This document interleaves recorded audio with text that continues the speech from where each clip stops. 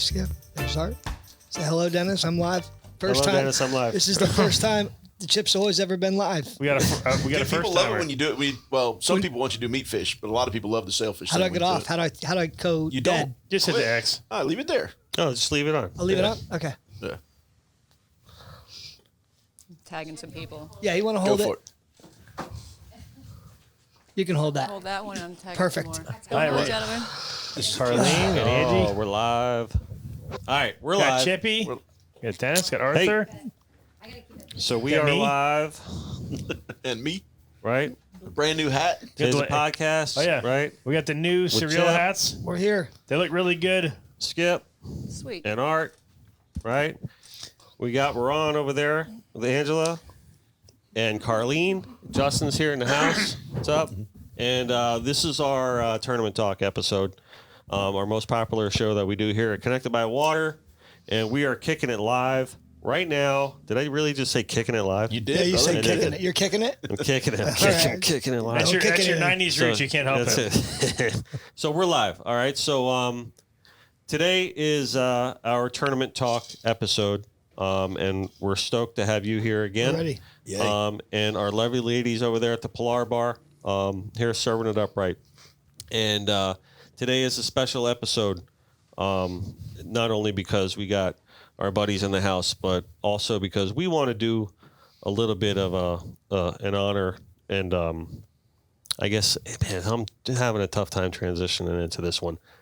But It's a hard one. It's the first one for me. we all lost a good buddy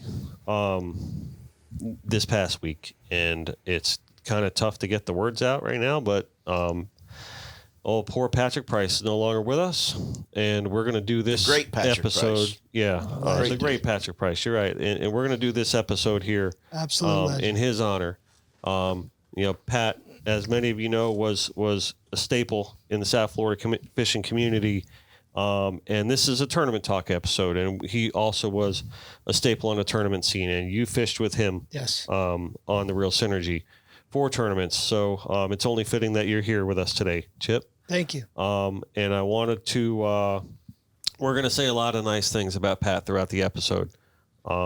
It's easy. as well. It's very easy to do. And we're gonna do a lot of good things on that level. So, but I wanted if we could get a few shots going for him, and we're gonna do a shot of the sherry cask in Pat's honor today. Tag. So if we could get I don't know. some cups over here and some shots here, and then we're gonna do one in his honor. So if we got 4 cups here, okay. And I know that Look at that talent. Very good. Got skills. if Pat were still with us, I'm sure he'd want to just say, "Hey guys, have a good time," and we're gonna do it Irish wake style for him today, Pat's. right? So I do need a bottle of sherry cask though to pour. Thank you.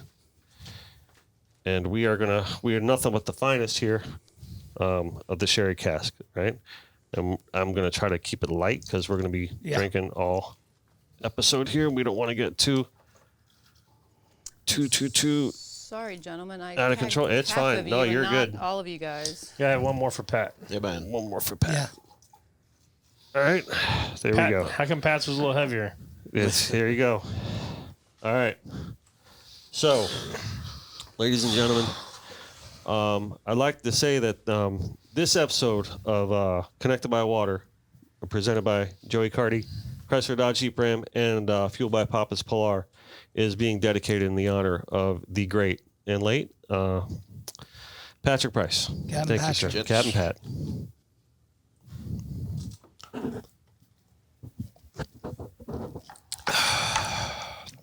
Bottoms up. So here we are, and I'm going to de-live this. And if you guys want to go ahead and message us with any questions Yep.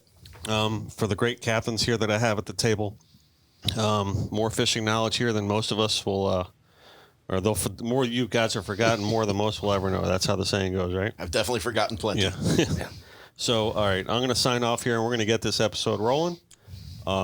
So, Connected by Water out. We will see you guys soon. All right. Send questions. I really just want to put I hope people can kind of put politics aside and look at this from the human level.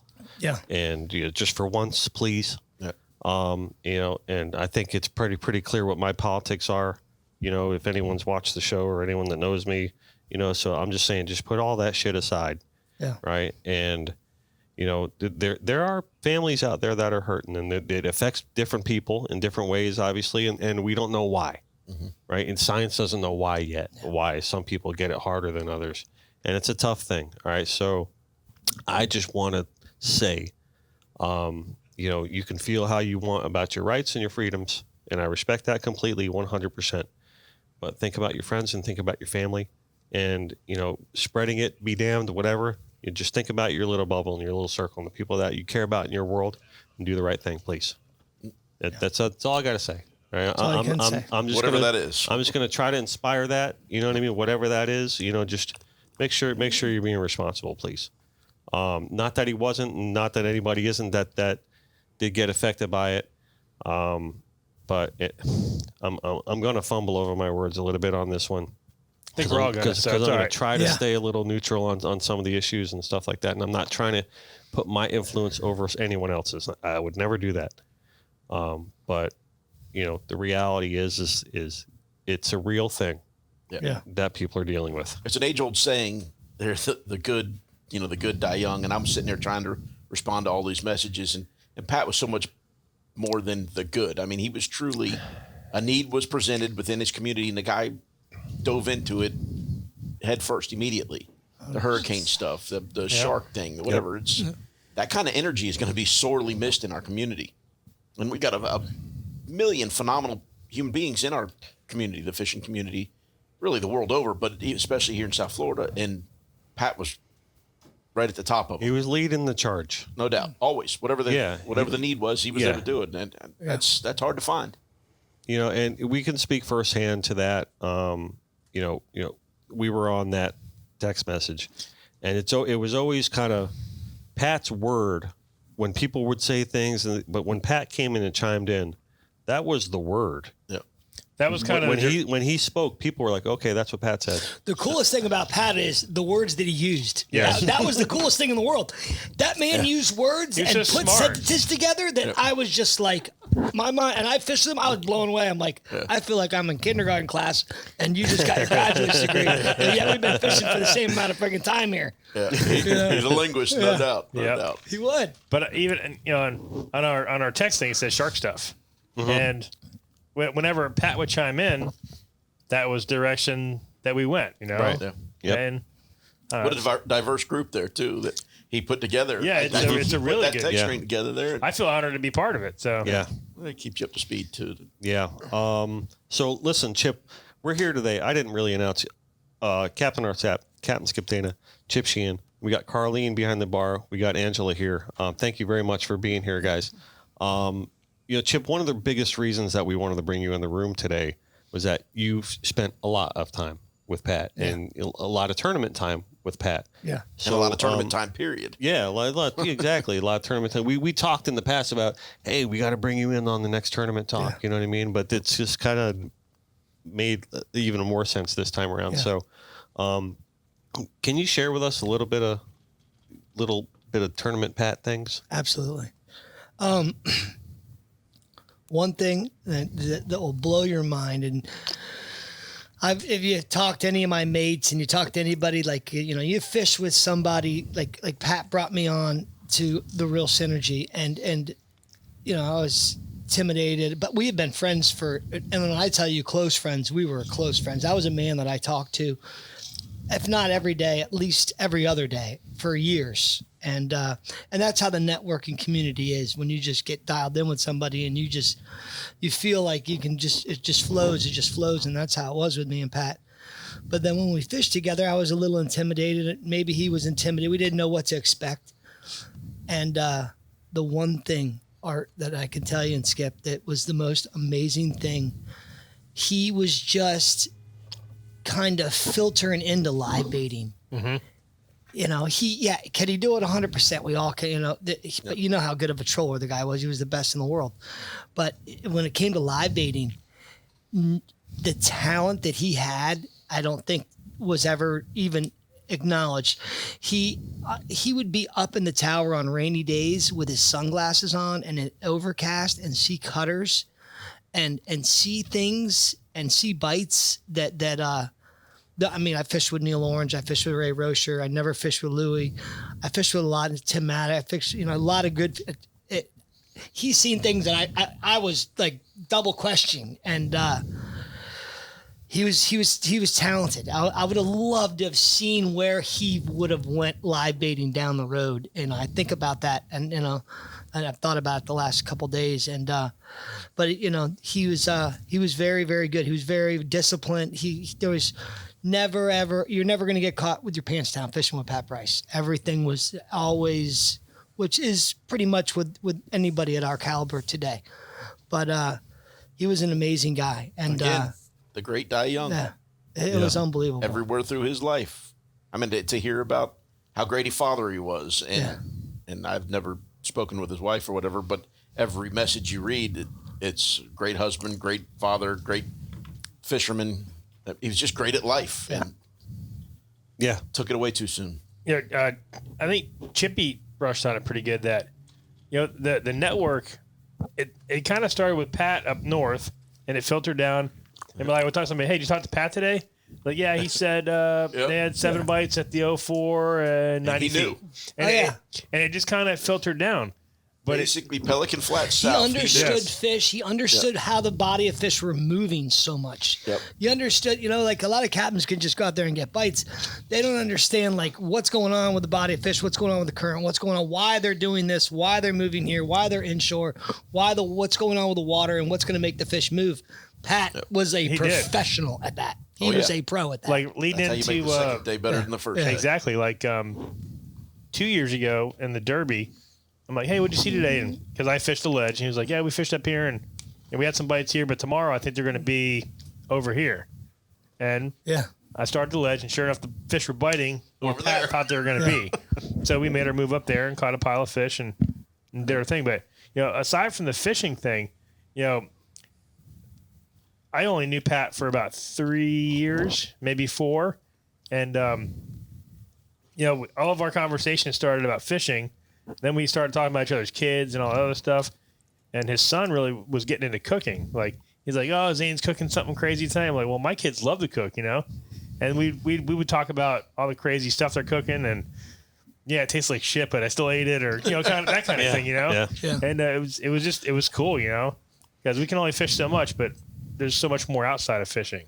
I think. You alluded to this before we started getting things rolling when you first walked in about the connected by water aspect of it, and I hesitated really to say that in my post yesterday because I don't want to put a brand on what I was saying at all. But I do want to say one thing about it, right?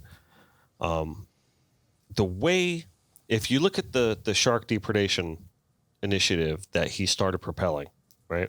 And the way he put that together and the group that he assembled during the process, right? And how it all kind of came together, right? And how we all kind of came together on it.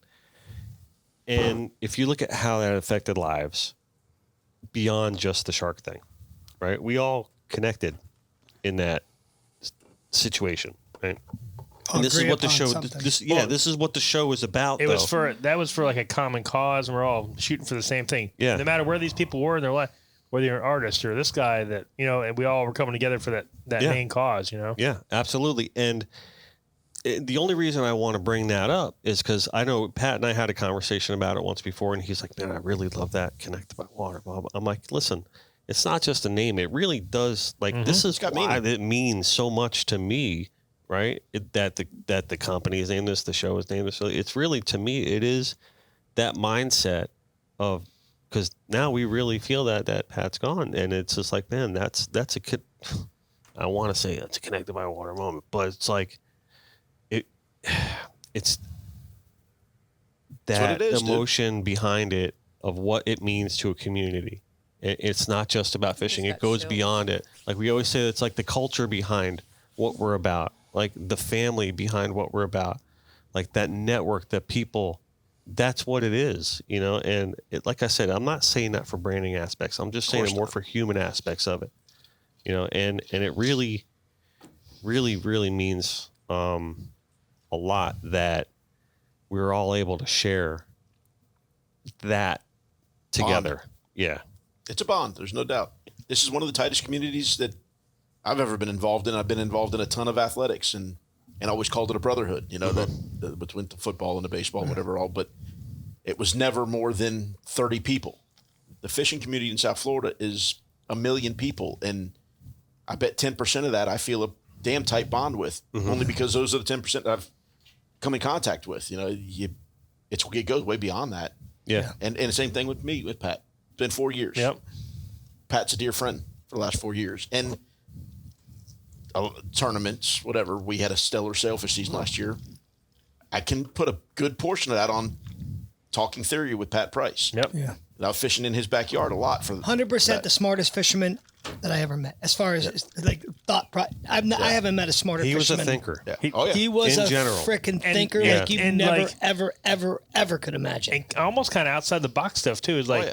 he would tell you what he thought. And I'm like, really? I'm like, yeah, It was cool to listen to some of the stuff he thought and Unbelievable. theories. A big part of what this stuff is supposed to be is, throwing these thoughts off of each other and then the conversations that are created post this podcast that I get to have in the streets. Well, Yep.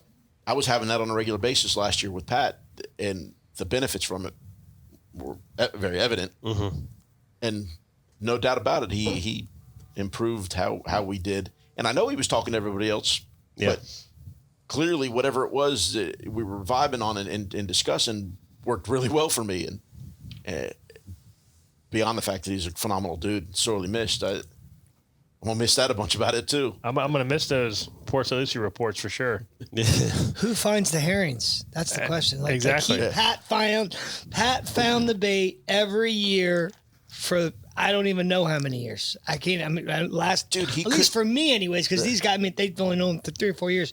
For the last 12 years, anybody hear from Pat? I'm calling Pat. You find the herring? Pat, you find the herring? Pat, you find the herring? And a lot of times they didn't show up there like they started to in the last few years. It's shown up more, but if anybody's going to find the herring and find the bait up there, it's going to be Pat Price every single year. He had bait 99% of the time on his charters and couldn't pin bait. He had to catch them that morning. Yes. Oh, always. In Port St. Lucie. Yeah. That's just amazing. That That alone is a talent that is mind-boggling. And not spend a lot of time doing it. Yeah, and then he'd go out in the morning and he'd catch 4 or 5 dozen goggle eyes on the sand pile. Yes. In the daylight. In the daylight, yeah. He's like, oh, it's no big deal. If you want to get some goggle eyes, just come up here like around 9. You can just, catch all you want. I'm like, what? Crazy. And like you said, he was just scratching the surface on the live bait side of things. 'Cause Yeah, all he that's really did what I'm was telling troll. you. I mean, It was so funny. What was it? 2 years ago, the first real live bait tournament he fished was the dust off, blowing in 90. that nasty shit weather. Yeah. I remember he called me after. He's like, is it always like this live bait fishing? I'm like, no, it's not always like this. He's like, because it is. I'm out, dude. yeah. He was Yeah. busting my I balls. I, was didn't with even him. try to get a kite up in that mess. And I got a kite up. You don't even got a kite up. Yeah. Good on you. I ain't doing it. That was a mess. That was blowing. One of the big things that I want to bring up about what Pat championed was shark depredation. Yep. Right now, that was a big mountain that we're still climbing, right? That we were getting legislation involved, and we were getting local officials involved. We were getting groups like the CCA and the Billfish Foundation involved, and we were making some headway. Now, the laws got put up against us, which didn't help out. And then there was a lot of people on the government side of things that weren't really favorable to what we were trying to pursue and trying to do. But Pat was there every step of the way, pushing and pushing and pushing and calling and writing emails and trying to get letters signed and trying to get all these things in motion. And it really was him doing it. It wasn't 100%. oh yeah, take this or take that. We talked about making videos and we talked about, doing all these other Yeah, we were in projects that too to big try group to chat, promote it. but Pat was the spearhead that was pushing and Yeah. getting that stuff done and talking to people and sending letters and getting the videos and doing all that stuff. So I got a text from a lady on the council up there that Go ahead. they're having a text asking about Pat and will he be commenting Really? for the they get federal level people. They don't know. Yeah.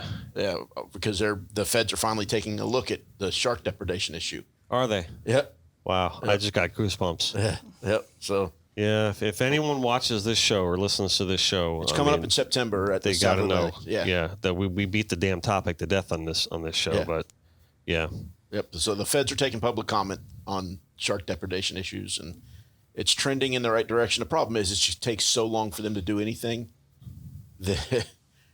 It's so bad in the Keys and all the way through Dry Tortugas right now that I don't see it as a winning battle right now. It was so bad when we did our Tortugas trip. Yep. Once you got within about 10 miles of Key West, you could not catch a fish. Yep. It was Boy. impossible. It's moving west of there fast too. Impossible. Giant sandbars. Yep, all sandbars. Yeah. The one species that we Because can't touch. they're so Yeah. fast. The 400-year moratorium or something like that. 70. 70 20. year, Yeah. whatever it is. It's way too long. Yeah. The I would venture to say that if something does, you say you're not hopeful if something happens, but if something does, right? The Pat Price law. Exactly. Yes, that'd Took be the words awesome. right out of my mouth. That would be Pat's cool as Law. can be. Yep. It'd be So, nice. yeah, Well, it it'll would be be that nice. for us no matter what. To go Yeah. along with the Pat Price Memorial Kill Shark Tournament. Right. If they'd let us kill the ones, whatever, the bull sharks. We had a thing going today on the Sportsman for Marine Balance thing today about that.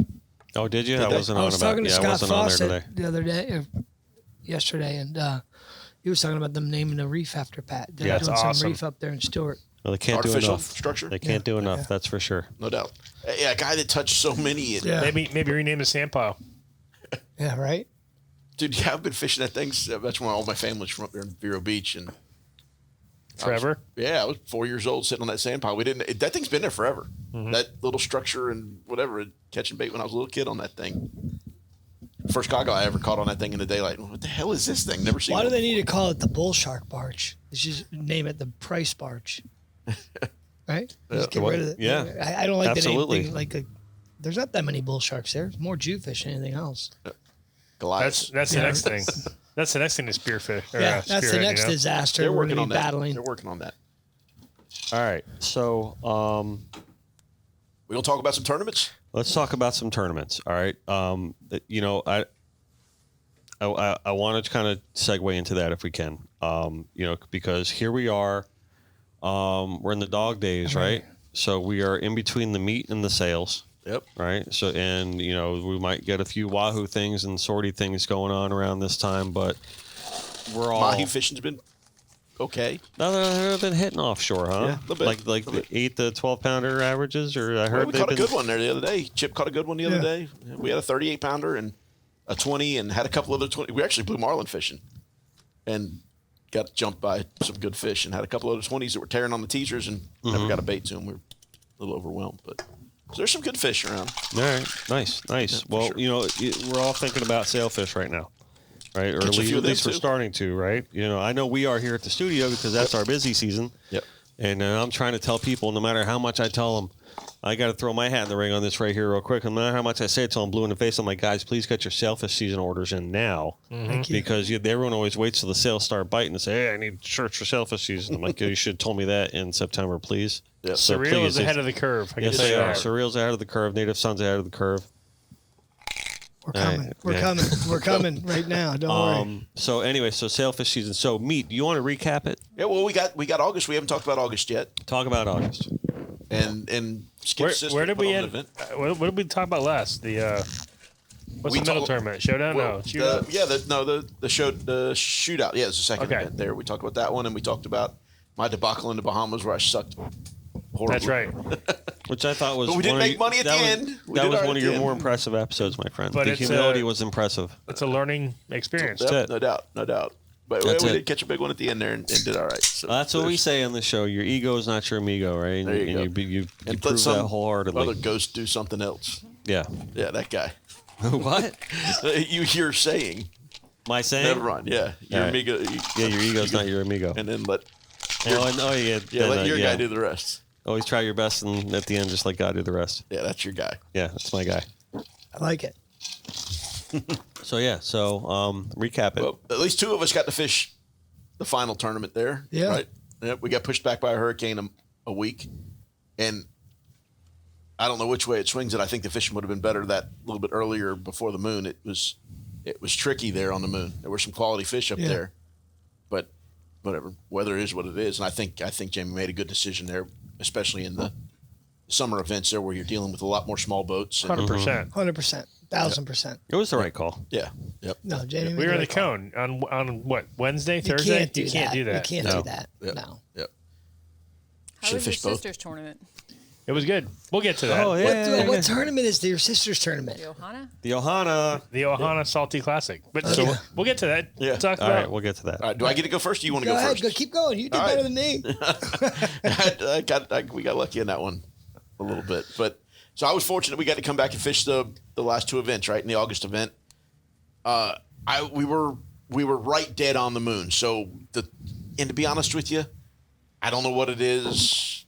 The wahoos didn't come in on the reef so far like I'm accustomed to, and the water's been kind of prettier, and they should have been there. But the odd thing is, so we were fishing on Sunday, and the Friday night I had a swordfish trip booked, nighttime rod and reel trip booked for several months. So steam offshore, we caught some mahis on the way off. They still do that? Yeah, well, I did. First time I've catch done one? it, 15 years. Did you catch one? No. but David, a little shout. so we steam Damn it. offshore, catch some mahis. Third buoy rod. It's been 15 years. We Yeah. did the buoy fishing thing or whatever. Yeah. Did a bunch of Yeah. nighttime fishing, but rod and reels, solid. 15 years that did it. And I'm measuring out, and it's nostalgic. I'm so fired up and enjoying the shit. And it goes slack. I get the Mate. big moon. It's already up. Whatever. Goes slack. I'm like, fuck, we're tight. Start cranking on that one. Charter starts cranking. Rod warps over. No drag coming off. Whatever. It's a rat. Whatever. We're catching a swordfish. I don't care. It's great.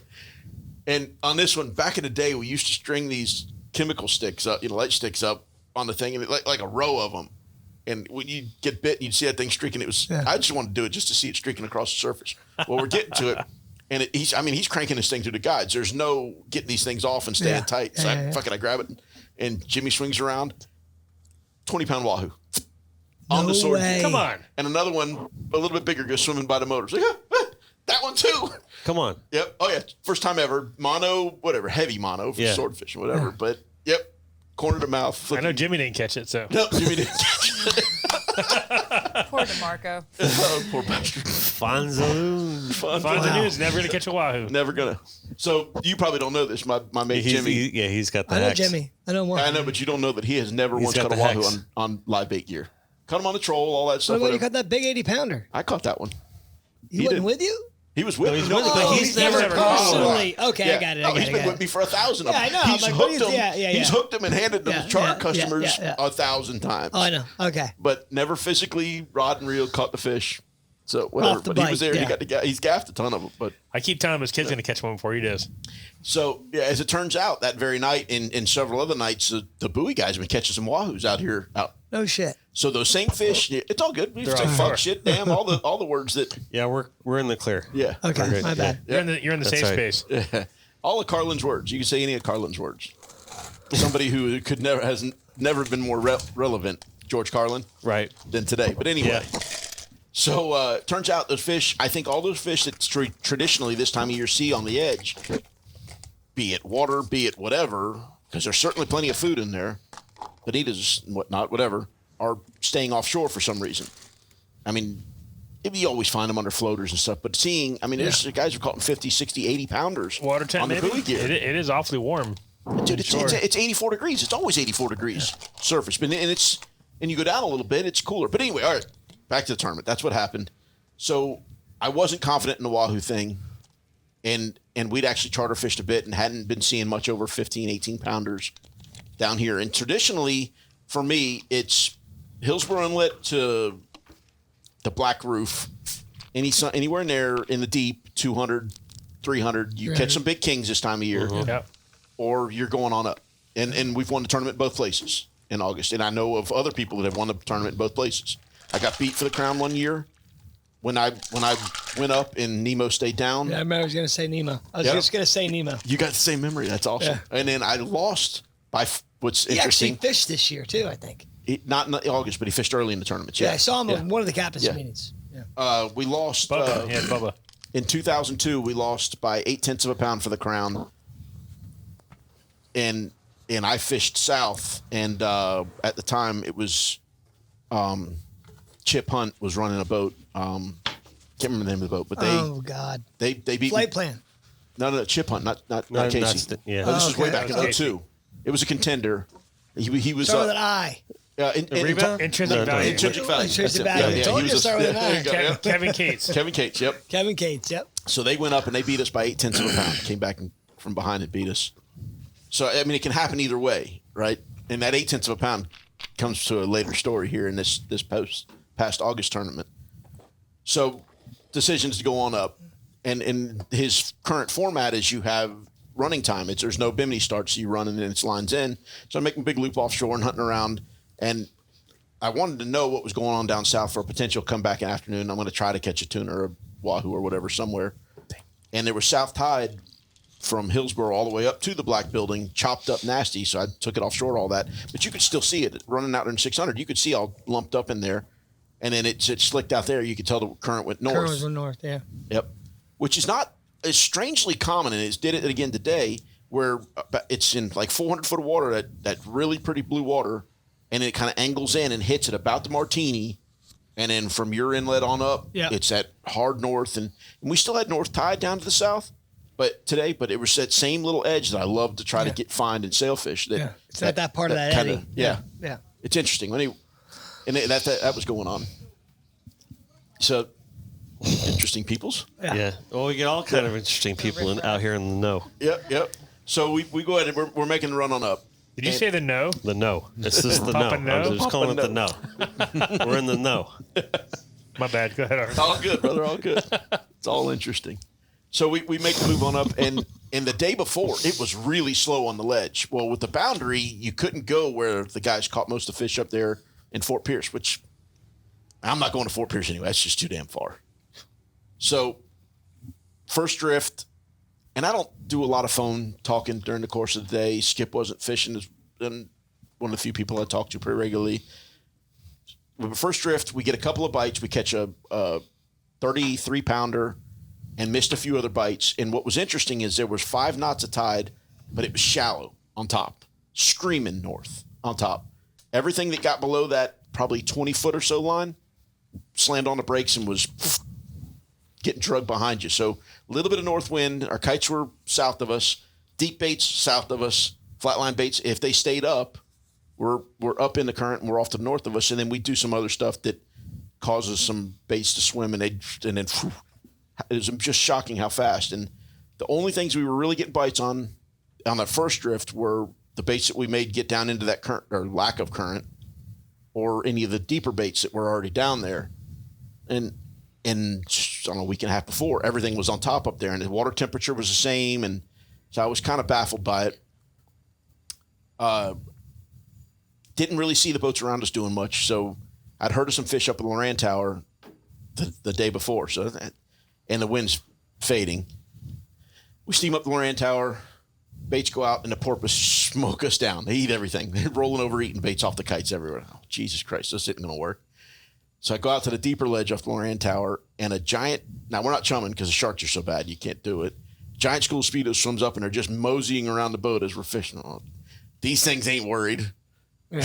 Ain't nobody biting. Yep. There's nobody here to concern them. We caught a couple sails up there, and then the porpoises started rolling around us, and I watched a couple commercial boats not catch anything. and by then I'd had a few texts. Ryan McBride had told me that he'd caught 80 or 90 pounds of kings down there in that same area we had started. So, all right, well, let's go on back. And again, zero wind, kite straight over the boat. I don't slow troll. Hate it, can't do it, don't want to do it. That's what made you do so well, in my opinion. Yeah. Just in my opinion. Well, I will never. It doesn't matter what the condition is. I'm not going to do it. The story's been told. Jason Dean, the one time we tried to do it, no wind, tried to slow troll, caught nothing. Wind came up. I'm the same way, Art. Yeah. I'm with you 150%. It drives me up a wall. Wind came up. We ended up winning the tournament, and Jason literally in 300 foot of water throws the downriggers over the side. I got a story before that because I was lighting shit up before that, and Art comes into, because I was slow trolling, Art comes into custom. He's like, "You guys got any downriggers in here?" And he bought downriggers for that tournament, and then they threw him in And the they water. threw him over brand fucking new downriggers. They threw him in the water. The first time I ever used one was with Tim Maddox and that when they had the gauntlet when they were giving away the Hummer. And we got them. Like we had to borrow them from somebody, and we had to figure out how to use them. We didn't even know. It was like a robot looking thing. Where Tim's like, "Do you know how to use them?" I have no fucking idea how to use them. You know, it was. I hate downrigged fishing. It's not for me. I love But it. it's an I'd rather August just fucking thing. put And something look down at there. the It works, results. man. It's a It freaking works. August thing. Yeah, well, and the SK guys, they do it all over the place. Yeah. Well, that said, we smoked the SK tournament we fished back in the day, kite fishing. But anyway, If whatever. you get a bite on a kite, you're gonna beat them. If I Right. could kite fish 100%, And I if it's good, gotta give my hats off to Art. Is he fished the way that I would normally fish and we would normally fish, but you get caught up in the speedo thing and you get caught up Right. in everything. And I fished for 6 days for speedos, and we had 60 speedos pinned up, and we just couldn't get a big fish bite. And it was we caught so many fish and so many 15, 16, 18, 20, 23 pounders, and it was just. And you look at Burgess, and he had 146 pounder, whatever it was, 45 pounds, and on a downrigger, yep, on a a big speedo, runner, 90 feet on a down. speedo. On a Speedo. You know? And I mean, you think you have 60 speedos, you're gonna catch something. Actually, that one was on a Right. runner. Was it on runner? The fish he caught the next week, 48 pounder, was on a ribbon fish. Oh, I know. That's the whole other thing. What are those things? We Those fished are- some of those this weekend. That's like Darth Vader. What's gonna be next? Holy you, cow! Carly. Now we're going ribbons. No, I know they work. I know. I get it. It's just something All right, like keep me. going. I'll get back to the ribbon fish shit right, that we did hold this on, weekend. hold on. Or how many ribbon fish have you fished in your life? I caught some on goggle eye rigs. There I you go. caught a bunch in the Keys About when I as was a many kid. as me. Yeah, About as many as me. it's not my fished- style. I fished my. Yeah. I wouldn't say I fished them. Curtis fished them this weekend. And I know they work. You can't take it away course from I them. do. They catch a went- lot of fish on Yeah. them. Whatever. You know, So I does try, what to, I I do. try to relate it to planer fishing. You know what I mean? I don't do that shit either. Because there's days when you charter fish every single day. There's days that you'll get beat by a troller. Yep. Oh yeah. And you're just like, and they're like either rode out or Something's they're going just on. they're just laid up lazy down there, and they just want to strip, just cruising by, and you're like, well, shit, that's a big ass strip. That ribbon fish is like a super strip. You know, and I think about it at night sometimes, laying in bed, and I'm like, what the, There's actually, if you do enough free diving, when the thermocline's happening, those ribbon fish layer in. They'll carp it in on the bottom down there, and that's something they see a lot. And I think they actually naturally eat those things a Yeah, lot, 100%. especially up to the north. Dude, some of the night, Especially up to the north. some of the night trips on the drift boat, That's all you hook. there are so many ribbon fish out there. Yeah. You literally can't catch anything else. You'll start fishing, and you're like, all right, yellowtail, and that's ribbon fish, and then Cut off. ribbon No, fish, and Like, cut how off. many of your It's like a big layer kings of did you catch on the kite? We caught one. It's funny. Chip was just outside of Yeah, I us. called them. I saw everybody panic, and you had a big one. You had a big one either had- short or something, and so- then aired out on another one, ate it behind it. Yeah, but that's the crazy thing. That same goddamn fish had been following me since Miami and the ladies fish off tournament. Oh, come when on. I first got back. he's been giving you the fin the whole time. Son of a bitch. So again, but it was big, but it wasn't as big as the one we saw in the ladies, and then we saw another one in that June tournament. That, I mean, we're talking like, what, I've been doing this a long time. Yeah. Biggest kingfish I've ever seen in my whole life. In the air as they go away. Knocked the bait off the hook twice. And then this one airs out, and I see the runner cartwheeling, so I know he missed Oh, it. so you were fishing the runner. In the kite, yeah. Whatever. I fish runners, goggle eyes, and sardines, and pilchard, I'm whatever. teasing you. There's no, Teasing. yeah. So I see it cartwheel, and it was actually on the middle kite, and I happened to be, like, typically fish a stern kite, and I happened to be walking right by the long bait, and I grabbed the rod, and I said, was that the long or the middle? And I said, and my boy Jason was running the middle kite. I had to run her on the long.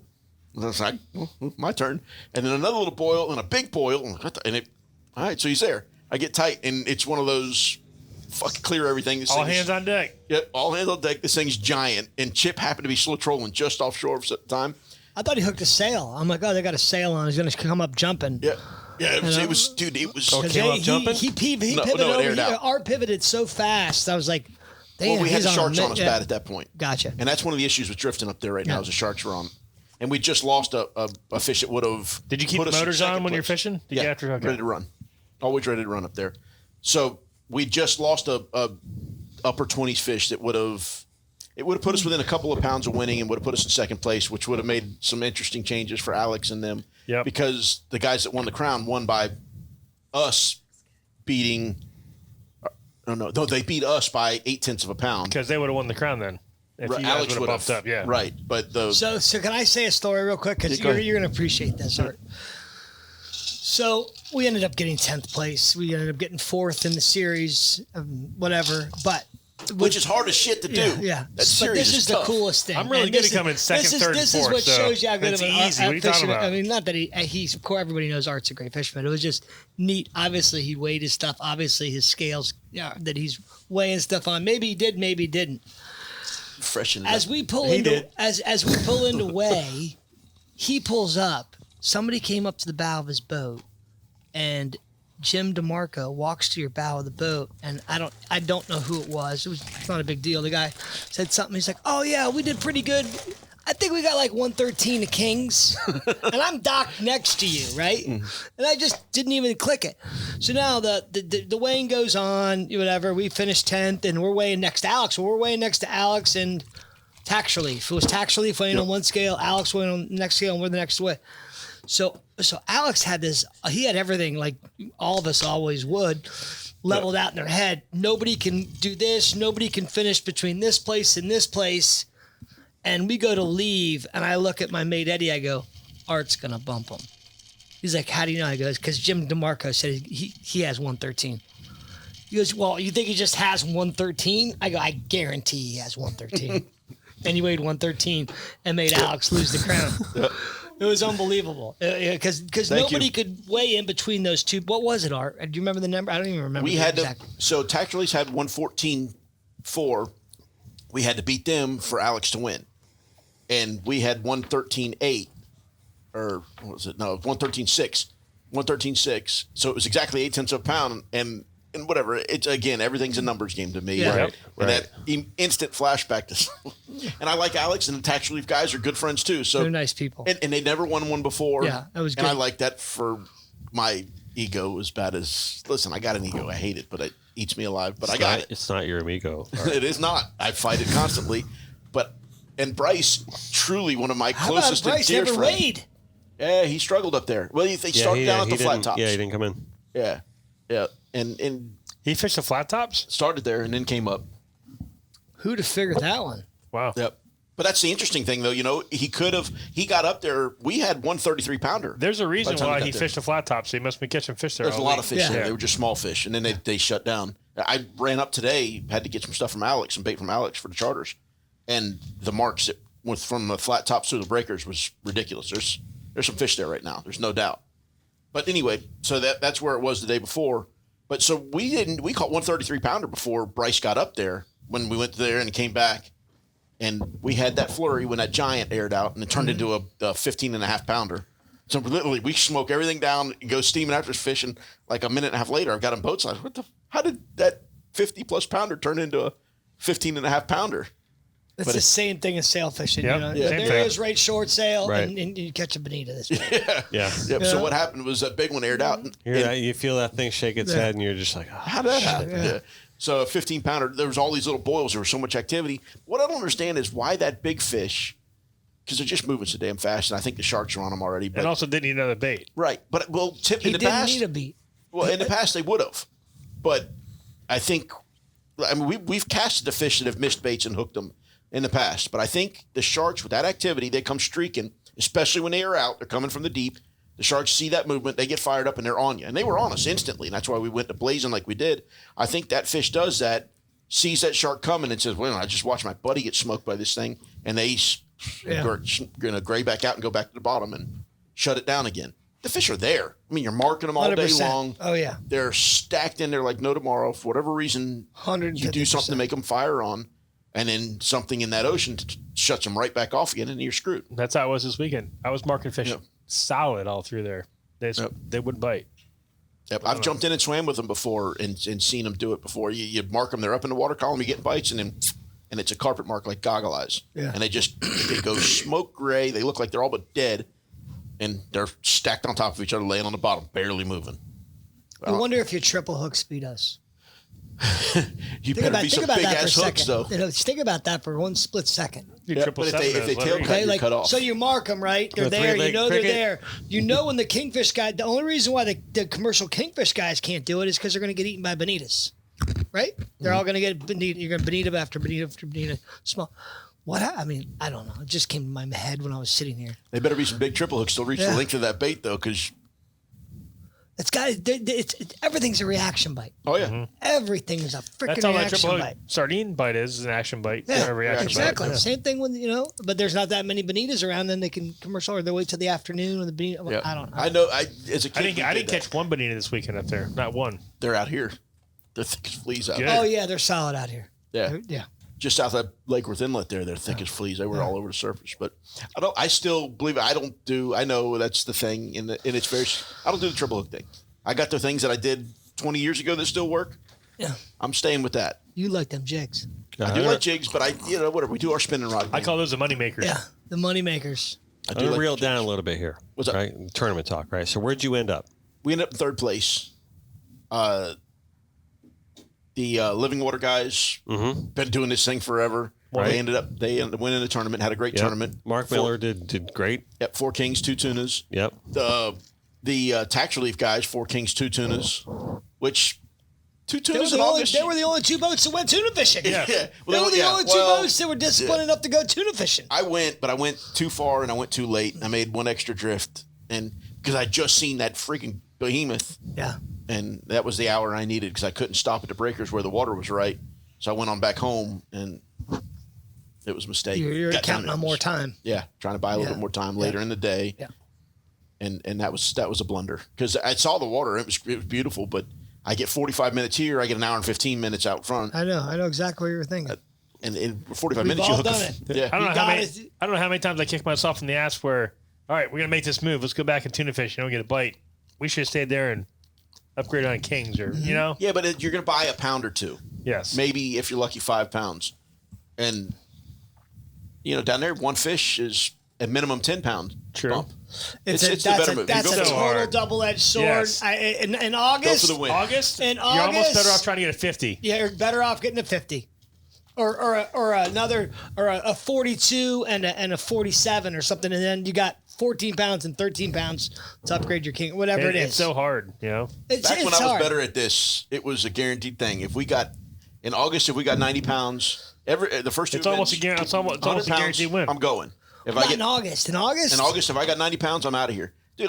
It always worked. You came back but back that's then, if you're running up the edge and you got some good looking water. At least you got to at least have some bait or some good looking Something to water go back to, right. as you're running up the rip. Yep. I would think. But you're right. There's been some Augusts that have been very good with tunas. Yes. Yep. And You know what I wahoos. mean? And And wahoos. And then every now and then the mahi thing, when we got to fish, well, it was last year. Yeah, it was definitely last year. And I knew there were some weighable mahis, and we looped all That's 4 right. and caught a 12-pounder and missed 2 others that would have won the tournament for us. But so yeah, I mean, it really, again, and it's difficult for the guys that only get to fish the weekends, but just knowing what's going on. In 19, when we got second in this tournament, I stayed in Jupiter, and what's his name? Young Guns Lance ended up winning it, and he ran way up to Sebastian or somewhere. And He was way up and he there. wasn't in the money. He ended up letting me win all the money. Yeah. So I left there with like 110 pounds or 108 pounds, and I ran to the flat tops to try to catch tuna. Came back And I came back and caught a tuna. and I caught a tuna off the ledge, and there was only 2 tunas caught in the tournament. Yep. It's like, what in the world? Yep. So I started that event off the Ritz trying to catch a wahoo because we were in the right place on the moon. That's the spot to get to wahoos there. Yep. There's some And wahoos there. it didn't happen and came up there and Talking about last year? no, the year. Yeah. Oh. Yeah. I think we ended up third in that one too, Yeah, you right ended up behind third. y'all. Yeah, you're right behind us. All kings and made that move. So I mean there's so much gaming, and that's what I love about that meat fish thing. Yeah. All of it is like the gaming, the planning, and then altering the plan to find the condition. Whatever, this is where I want to start. Oh shit, the condition ain't right there, and then being able to make those little adjustments to make it successful. That also comes into you gotta have your network lined up too. That People helps don't talk to me like they do. It Y'all. helps They a don't lot. like me. I'm not a nice I guy. called them. It took, doesn't it So took- like you called me when you thought you saw a 50-pounder out of it. well, it took 4 phone calls to get the one to answer. Yeah. In the meat fish thing, I'm active. I do try. I remember you guys sent me a text, but I was outside doing yard work or something. I was trying. I'm like, holy shit, it's 3:30. I'm like, sorry, dude, I just saw this, man. Yeah, my network sucks, and then I lost a big part of the little bit of God. network I had with Pat. Yeah, your network sucks. Who ended up winning the whole crown thing?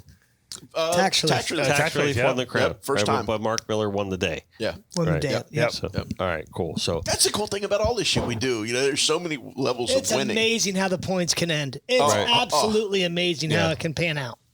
There's so many ways and so many different obstacles of how it can pan out. It's pretty It's amazing. hard, dude. It is hard to It's win way that harder thing. than what you think it is. Any of the jackets, the crown, any series fishing to be consistent it's through tough, all the way. man. It's I've been close in Jamie's the summer series. I think I've got second twice, a couple of thirds, and a fourth, and I've got second once. I've got third once. I haven't won it. I ain't So, won the rings. I'm gonna weasel. Art's won it 5 times. Like This three- is- 4 seconds. like 3 years ago, I was- That's the thing that eats me alive the most. I got 4 second places. Okay, in that you won it fucking- 4. What do you want to win it 10 times? I I mean, want It's killing somebody him. in get a It's killing him. chance. It's killing 2003 him. or It's no, killing him. 2002 when we lost by Almost, 5/8 of a pound. That I would never have won it that hurts. after that. You know what? Though? If Listen, we won it that seriously. year, I'd probably never won it Seriously, Did again. you win Art, it 5 times? listen, You had 5 rings. Yeah. Listen, ask it. You want to Bill win it? Belichick You want to right win here. it once? You want to win it once, or do you want to be the guy that's there every time? Every time. Every Every time. time. Within reach every time. Right. You got to be. So nothing to freaking hang your head about. Ah, yeah, but you get that close, you got to Listen, win. the winning at one time is I blind love squirrel it. shit. I love it. That's Right? what makes me love that, guys, because he's just. Yeah. So listen, I'm going to weasel something in All you here. want to do is Weasel, win. baby. I'm gonna Weasel, I weasel love it. let me weasel this in here, right? Yep. Meat's done. Till next year. Till next year, right? Art But I want loves to bring the up meat. one thing. I Love want to it bring all. up one thing, right? I want to understand it. This is the question I have that I'm very curious about. You're coming off one of the most phenomenal sailfish seasons that has ever happened. It's true, Oh, It I got happened. a question for him. right? Since liquid. Got lucky. Got lucky. Listen, what's your mindset going into this season in light of that? Do the work. Do you really want to get into that? Yeah. Do the work, baby. Just do the I work. mean, and listen, and you got a new boat, Yeah, Skippy, what are you going to do with right? that big You got rig? a new boat. What's your I'm- mindset going into it? Like, there's things are changing here. I can't tell you how excited I am for sailfish season I bet. because my whole career doing this, He's been shitting in a bucket. yeah, I've been shitting in buckets. Atta girl. No. The singer. We've been fishing on a 53 for the past few years. There's no buckets There's no involved. buckets. Shit. It's actually, you got to sit on the toilet and the AC blows Probably right hit in a your button and your shit Dude. bucket flies to Dude, you. the AC blows right in your butthole. Dude, it's amazing. Hey, I got a call today. I got a call today. For a new job, someone got a 53 Sueños. Nice. Right? And they're boat. like, yeah. They're like, well, we know you've done this job before with that other boat. I'm like, yeah, that other boat. You mean Surreal? Like, yeah. So I thought that was kind of funny. It's so today. funny. Our old boat still pops up on HCB's advertisements all the time on Instagram, all that stuff. And Yeah. because we did a lot of stuff with them. And we Yeah. love that boat. It Yeah, was great. 100%. But now you're on the Merit. So I'm very excited Different because kind of program. I've never been able to focus solely on just going sail fishing Mm-hmm. and getting the whole program lined up, and I can now. Mm-hmm. And I'm very excited about that. I can't wait. Good. I'm expecting big things from Surreal this season. Me too. I want great things for both of these two fellers more than anything other than I want great things for my guys on my boat. He just wants to beat us by 1. That's it. Just about one. one. Just one. Just I'm wants not, to I'm one. not And greedy. I want y'all to catch 20 a day. He just wants to catch 21. That's it. Not going to happen. But guess what? That's the same thing they want, right? Yeah. Right. Exactly. Right. You never want bad for your buddies, Yeah. but you want to beat them by 1. So here's the Right. question, Art. Why did you sell that boat? I do it every 3 years. It doesn't It's matter. not the boat. It's not the boat. It's never been the boat. I love the boat boats. he's got now is gorgeous. That boat Phenomenal. got eaten alive. I watched this man do some shit next to me where I scratched my head last year, and it takes a lot for me to for me to friggin' You're do okay. that. We're in a Fine. safe. We're in And a I safe was space. like, "Are you Cursing is serious?" allowed on the show. I'm like, seriously, like losing my mind in the tower. Chip, Next you've to- been there. Every now and then, shit starts moving around Yep. you, and you see things that nobody on a boat with you is seeing. And you start. It's every now and then things just flow, and Yeah. you can't do wrong. You're right. You got a as point. you You get got a that, point. build that confidence. I'm and so superstitious that I couldn't have. I would have had to have at least one more year with her. Oh, you're saying how'd you get rid of it from a superstition standpoint? Yeah. Like you got to keep that there. You know how just many won boats I've had? $700,000 in the thing. Yeah. You gotta fish it one more year. Okay, we gotta extend the warranty. Whatever we gotta do. Let's just roll out one more year in this thing. Ultimately, listen, I believe that Art made the right call with the new boat. Yeah. Right? Hey, he's gotta do what's best for him and his family at the end of the day. Art made the good right call. It's a good boat. So, well, you made all the right moves last year. It came back to that network. It came to this. It came to that. I'm trying to think. Dude, there were days. There's so Listen, much relationship from football to sport to sail fishing. When you get rolling, people don't can't even stop know it. unless you're You really, can't like, stop really a it. legend, like not a legend captain, but you know what I'm. He is a legend captain. He is a Listen. legend captain. I'm just saying because a lot of people aren't, and they don't understand that. But when you've done it for so many years, and you've experienced it so many times. You don't know how much momentum is. Listen, you know it's coming, and once it starts rolling, you're like, listen, fuck. Chip. Yeah. It's Chip. happening, and we're all. And then it just explodes. Hey, let me explain something to you. Do you know why these two do this show? Why? Because they're doing it because they take notes. Mm-hmm. Because at the end of the tournament, we come in and we recap it, and then next sailfish season, they go back and listen to these episodes. Be like, what did I do last year? I don't have to listen to the And they episode. I've study got it themselves. down. I got my And notes. Here's This is the why thing. they do the show. I'm Absolutely. benefiting from it, but this is why they do the show. Absolutely. I And had then no I've got idea. you here to be able to bounce some shit off of. And then the conversations that I have outside. Dude, you wouldn't believe how many people listen to this podcast that we compete against. Yep. And Are then we getting recorded now? Yeah. We're red light on, brother. Cameras on you, baby. No, you just have a headset on for no reason. All right, so I'm teasing. you get to the momentum thing, this, that. So pretty. My funny thing is with Jamie Ralph, who is a phenomenal Love that fisher. guy. Jaime. He's the best. Jaime's the best. I call him up. I'm like, do not poke the bear. He's very similar to Pat with the baking process. Yes. He goes, I'm not even going to look at him. I won't even go near him. And we're talking about John Louis. Yeah. Oh yeah. I'm like, Louis Still the hasn't- best it's ever done. I said, Louis hasn't caught a fish yet. I'm like, don't go by him. Don't even drive by him. Don't look at him. Don't poke the bear. They'll be like, one for Sandra. I'll call Jamie. I'm like, fuck. You poked him. What'd you do, dude? What'd you do? He's like, got- I didn't even look over there. You know, it's not my fault. It was my fault this year in Jimmy Johnson. One for Robbie. Yeah. Yeah, but he's got two Robbies. One Hey, for can Sandra. we talk about the Jimmy Johnson real One for quick? Sandra. Oh, Listen, God. And once Louis gets rolling, dude, it's like Yep. he sucks them all in, and it's over. Don't even get close to him. It's You might as well unbelievable. just I you might as fished well make on a move. boat during the Jimmy Johnson. You might as right? well make a move. I'm telling you. We're all up near Jupiter. Okay, I was on a boat during the Jimmy Johnson. We're all up in Jupiter. I'm not going to say what boat, right? A very good friend of mine, and I love him dearly. I'm up in the tower with him, right? We see native sun start running south, hard. We'll get into that. We can talk right? about that if you want and to. And I'm like, do you want me to call him? Right? He's like, don't call him. I'm like, I can call him. Don't call him. No, we could do this. Don't call him. Fine. You caught what, 22, 23, 24, how many fish that 22. day? So 22. I'll go ahead of that, right? So that day, that was the second day, right? Jimmy Johnson. I went right back to Boynton where I'd done really good. I caught 9 the day before. Lines in, and the water, it was different. Like the water was kind of green. There was still a little north tide. Louis was there. Louis sat there for about 20 minutes. Oh, that's what hold and on. gone. This Gone. is why I brought that up. Because he said, no, John Louis right next to us. Oh, man. don't do that. I know. Right. And he Actually, goes, I'm not leaving. I'm not leaving. I'm That's not a great leaving. idea. No, I'm Louis, not leaving. I think Louis caught a But double. you were leaving.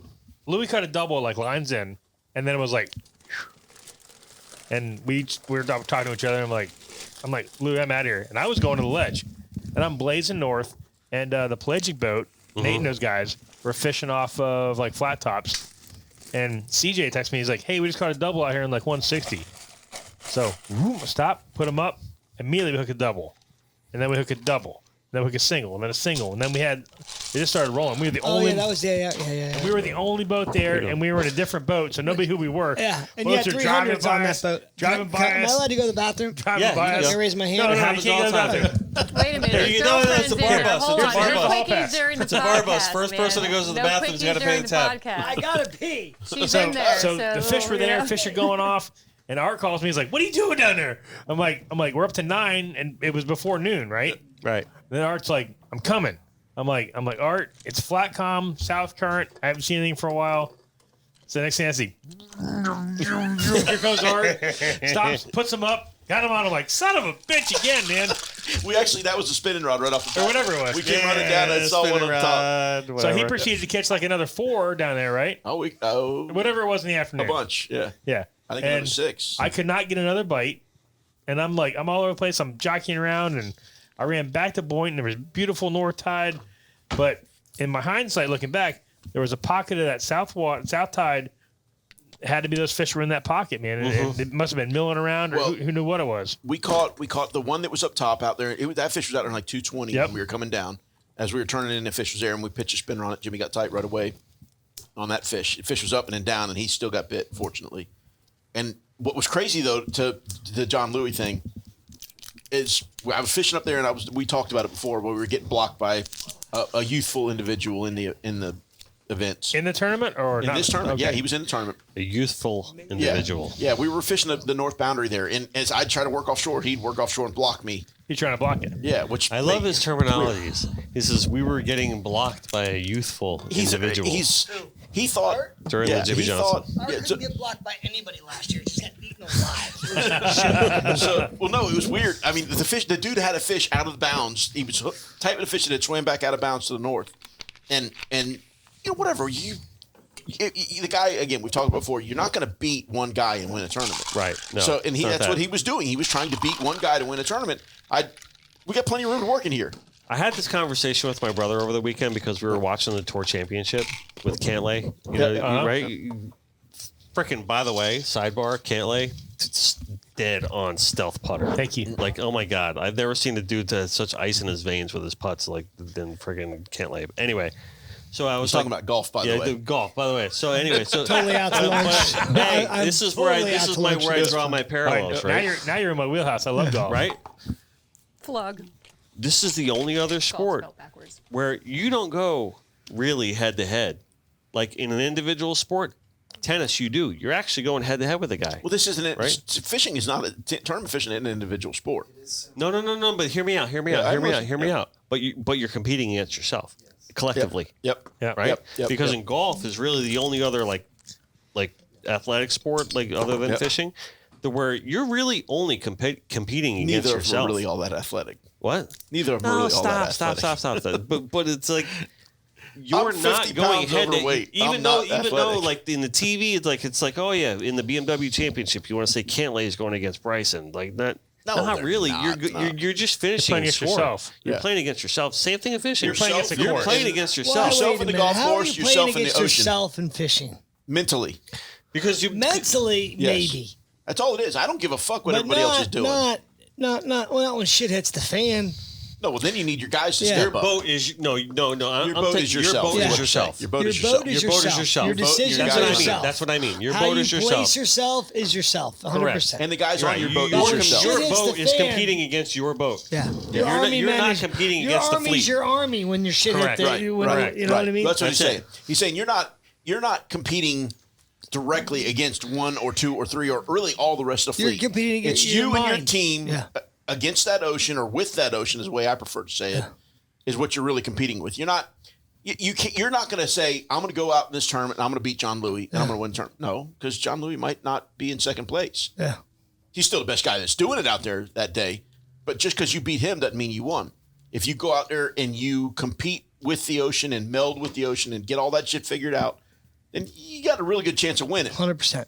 You might beat John Louis and be in 39th and 40th place, which, okay, great. I beat the best that's ever done it, but it's still, I suck in the event. Yeah. Now, you can't go into it looking at that. And that was the crazy thing is we had a good start to the morning, missed a couple, caught a bunch, caught 6, missed a few, and was getting blocked by a guy thinking he was going to win a tournament by beating us. And I made a jump back midday came back to Juneau Pier in that little section of bottom out there in 150. And Louis was there. There was some weird water working inshore there. Yeah, I saw it. Yeah. And he's over there pecking away. And I don't mind fishing south of Louis because you're not going to catch them all.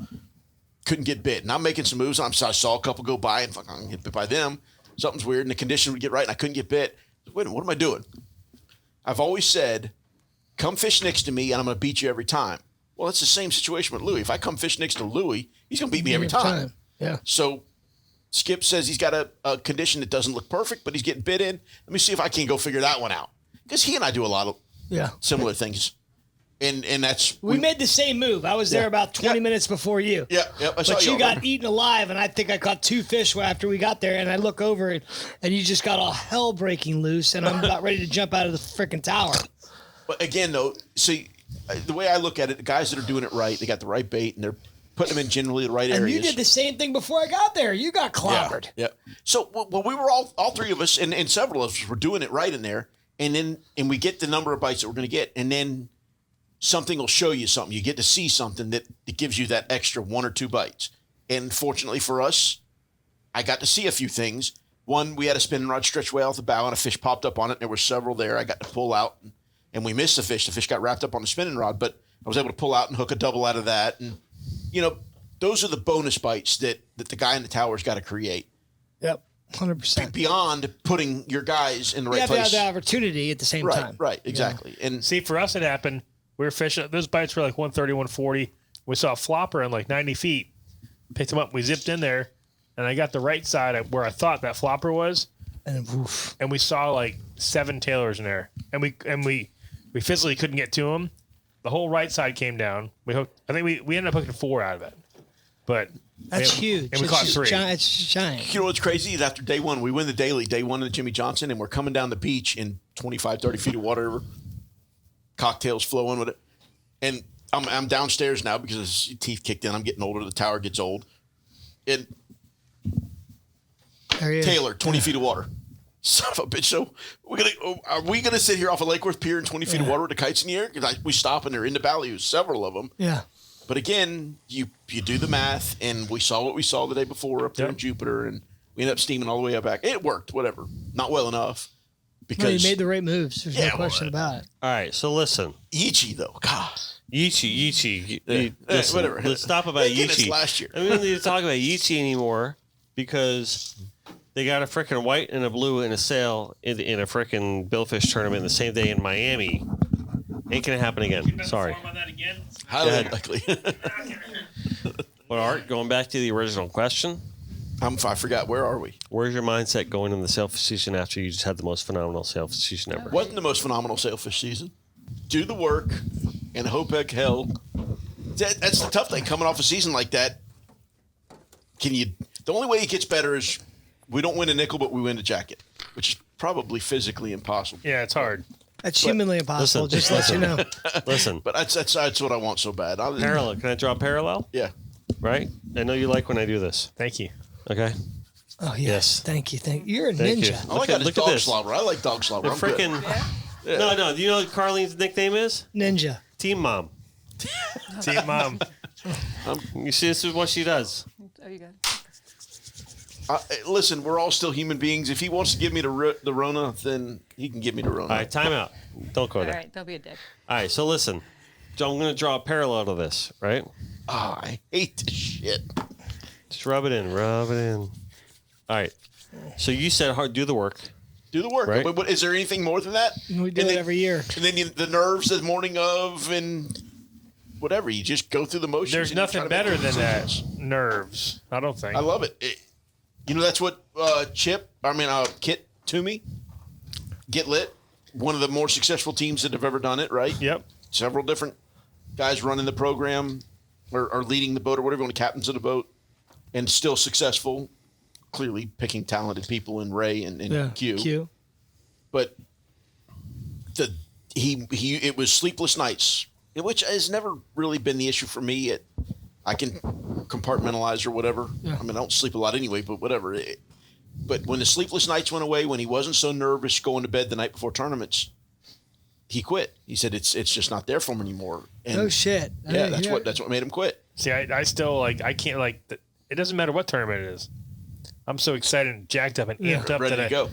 I wake up like 2 hours before my alarm's going to go off and okay, Same I'm way. good. I'm good. Yep. Yeah, always. And we've all done it forever, and we've all won shit, and Yeah. It's crazy. that's never going to go away. No, I So hope that's the not. mindset. It's Fishing is a what? What do I always say? Fishing is a what? If fishing is an well for me, it's a way of life. But no, fishing is an art. Okay. Fishing Okay. is life for me. I mean, Fishing is an art. Yep, for Right? sure. And the reason that I believe it's an art because That's I why I continually switched draw these jobs. parallels to art, Of course. right? Continually. All right. In 2016, I did the 365. Loved that, dude. I Okay. so enjoyed I really didn't know you that well then, and that was Right. That's really where we started That was so connecting cool, was yeah. like through that project, right? And connected by water. there you go. Through that project, right? Connected by art. Okay? Art. So fishing is an art. And this is my theory because I'm continually drawing parallels to this. Okay. And when I did the 365, come September, I was like, I'm going to draw another this, another that, because I did this project in addition to all the work I had in the studio. It was an extra thing I did. Right? Every day I drew a fish for the entire year of the calendar. Right? it's your Every own day. fault. Don't cry to us, Dennis. Totally my fault. No. But this is the point. I have a point, right? So come September, I'm like, I got an idea. I'm going to do A through Z. I'm going to emulate the style of a different artist just to break up We the talked about monotony. this with my right? daughter the So other day. when I came to C, I did the artist Chuck Close. And the reason I did the artist Chuck Close is because I have the greatest respect for this man. Chuck Close was a phenomenal artist out of New York, got into a horrible car accident, relegated to a wheelchair know for the this rest of his story. life. Okay. He's going Didn't know deep. what to do, right? So he said, He what? told the story to my Rather daughter. than sit there and feel sorry for myself my entire life, I'm going to make something of this. I'm going to take negative into a positive. What he did was he ended up becoming one of the greatest pop artists that New York has ever seen Wait by till you coming learn up about with this this. style. Okay. By coming up with this style. So he sat there in his wheelchair because he used to do these big realistic paintings. And he said, well, I can't really stand up and do that anymore. So I'm going to do these shapes, right? And I'm going to mosaic these images, right? To where they're going to look real from afar, or from up close, they're going to be nothing but these shapes. Okay. And he became one of the greatest known artists of all time doing this in modern history. So let me take over because I got the story Yeah. from he was teaching my daughter's an artist of all odd things. So what he did, like you said, he couldn't stand up and do these giant pictures anymore for because I'm not an artist. Just don't say know how the you want to terms. say it. So he makes these things that he can from his wheelchair reach, these small 12 by 12s, and paints an image. With this, the whole time he's painting these little images with this final image in his mind. He knows that each of these squares goes in each of these places. Gill rakers, fins, whatever. This is Dennis's portrayal of it. He's doing skylines or whatever, all shit that wouldn't interest us. Yeah. But each of these small 12 by 12s has a specific spot it's going to go. And he knows this going into this as he's doing each 12 by 12. And this is what it's going to look like. Doesn't know. Or we don't know by looking at each of these 12 by 12s, Yeah. right? But Yeah. he knows scattered out in a big and then glues them all together to turn into a beautiful image, right? Yeah, right. That's cool so, stuff. So the That's whole pretty point in neat. bringing this up, right? So here's the picture, Doing the right? work. So the whole point in bringing this up, right, is I asked you, what's your mindset going into the season? You said, do the work, right? And this is the parallel I draw to it. So the most famous quote that Chuck Close came up with was, inspiration is for amateurs. The rest of us wake up early every morning, we go to the studio, and we get to work. Meaning, if we're going to sit around and wait for inspiration to hit us, we're going to be out of a job. Yeah. We're not going to work anymore, right? We do not have the luxury to sit around and wait for inspiration to hit us. That is why it is essential. Painting looks totally get different in there. here than it did sitting right here. Yeah, 100%. Yes. 1,000%. It's why it's essential to go All and the shit, just do the the work. darkness. Do the work, whether you know that inspiration is hitting you or not. So that's Where you it. going, Pete? And no, I think he's going to go to the bathroom and cry now because my words were so All right, beautiful. hold on. While we're live, it's on my Facebook. They're doing a September 24th for Pat Price. Pelagic is doing something at Papa's Raw Bar, and it's directly towards him and his family. If anybody Okay. wants to go to that, All right, so that's September 24th. September 24th. Okay, and they're doing a memorial dinner. Yeah, celebration life. They raffle off a bunch of tickets and all this, and all the tickets that they raffled, all the money, goes towards Pat, and then I think Pelagic matches. Say if they raise $2,000 or $3,000, then Pelagic puts in $2,000 or $3,000 or $4,000, whatever they. I got a feeling we're going to be way above that. So And it's Yeah. 6 to 9. I just heard that. 6 to 9. 6 to 9 6 to 9, correct. 6 to 9 at Papa's Raw Bar. at Papa's Raw Bar. So I And listen, this is So I this. had people call me yesterday about what to do and how to help Pat's family, and with like legal and tax aspects of it, stuff like that. And they wanted everything to go to his son. So Yeah. Okay. So I think that's highly that's doable. that's all conversations to be had with Right. people. listen. People way above my pay grade. So Here's the Yeah. bottom Poor line. dog. Here's the bottom line. Obviously, we don't want to get into any illegal Fingers sticky crossed. sticky Dog shit, shit. right? But help out, help out. right? Help out because the dude earned it. Do what Pat would do. Yeah. Exactly. You know, do what Pat would do. Take action. WWPD. Yeah. What would Pat do? Yeah, what would Pat do? Yeah. Help. Honestly, no Always help. joke bullshit about it. Yeah. That's awesome. I got to give the man credit. He took action quick. Oh yeah. Took Yeah. action. More importantly, what's these guys' mindset? We got a new boat. You still real synergy? Or Yeah, we're so looking for a big boat. You talk You're about looking for a big boat? Yeah. You talk about like the art, like for me, like meat fishing is meat fishing. You do the thing. Sail fishing for me is like, it's like art in motion. That's the way it feels That's to me. why. That's why. It just to me, it feels like sailfish art to season me. will always Like, be the pinnacle I don't of know. it It all. just it feels. I don't know. competitiveness is ridiculous. It feels different Yeah. to me. The amount of people that are good at It's a that different shit. game, dude. It's a different game. It I feels. remember when Art wasn't even into it. He wasn't even We talk- into it. yeah, we talked He used about to- I remember. He Yeah, I used to remember. sit across the table at the Pompano Beach Rodeo, and I don't care. He knows I'm right. I ain't gonna make no shit up. Look at me like, oh, it's your time now. This is what you're good at. You remember that, Art? Yeah, With your family. I'll never forget it. Sitting across the Pompano Beach fishing rodeo. He didn't give a shit about selfish. Next thing you know, he starts doing it and he's sacking us up. I'm like, oh, God. Well, you know, Tim, and we've talked about it here Yeah. before. Maddox told me. Well, I can tell you exactly when it was. It was 2005. He says one of these days You're going to be go, addicted to it. You're going to go compete in one of these sailfish tournaments and going to fall in love with it. Yeah. And we've done a little bit when the Mercury would pay for it, or CV would pay for it, whatever. And then You are hell bent on meat, but you well, are. it was, that's what we did. That's Yeah. what I grew up doing. Yeah, You- yeah. You weren't getting paid for a sailfish. It was something that ate a bait that could have paid you. bycatch Yeah, for it you. was, and they're pretty. I loved them. They were. That's what they were. And You didn't love them. You didn't I love them. loved them for what they were were. a pain in your ass. They were. hate 'em. Listen, They this, were, this but is I loved them for what they were. Just don't bother me. this is what I gotta say. All right, listen, hear me out, okay? I love you guys. You know I do. He's trying to wrap this thing up. We're just I out here shooting gotta the wrap shit. it up. I Why? gotta wrap it because Justin's got to edit All right, all we'll this. come back and do it again. It's We'll right. come back and do I it gotta again. edit. Listen, I We'll do do round have a two. time I limit. Right. enjoyed Right. it with you guys. Listen. We're too old now. We don't Listen. No, know. we're running out of time. Listen. We're running out of time. Fuck that, dude. All right, say We're cheese. not Say dead. cheese. Chippy, say cheese. Cheese. Perfect.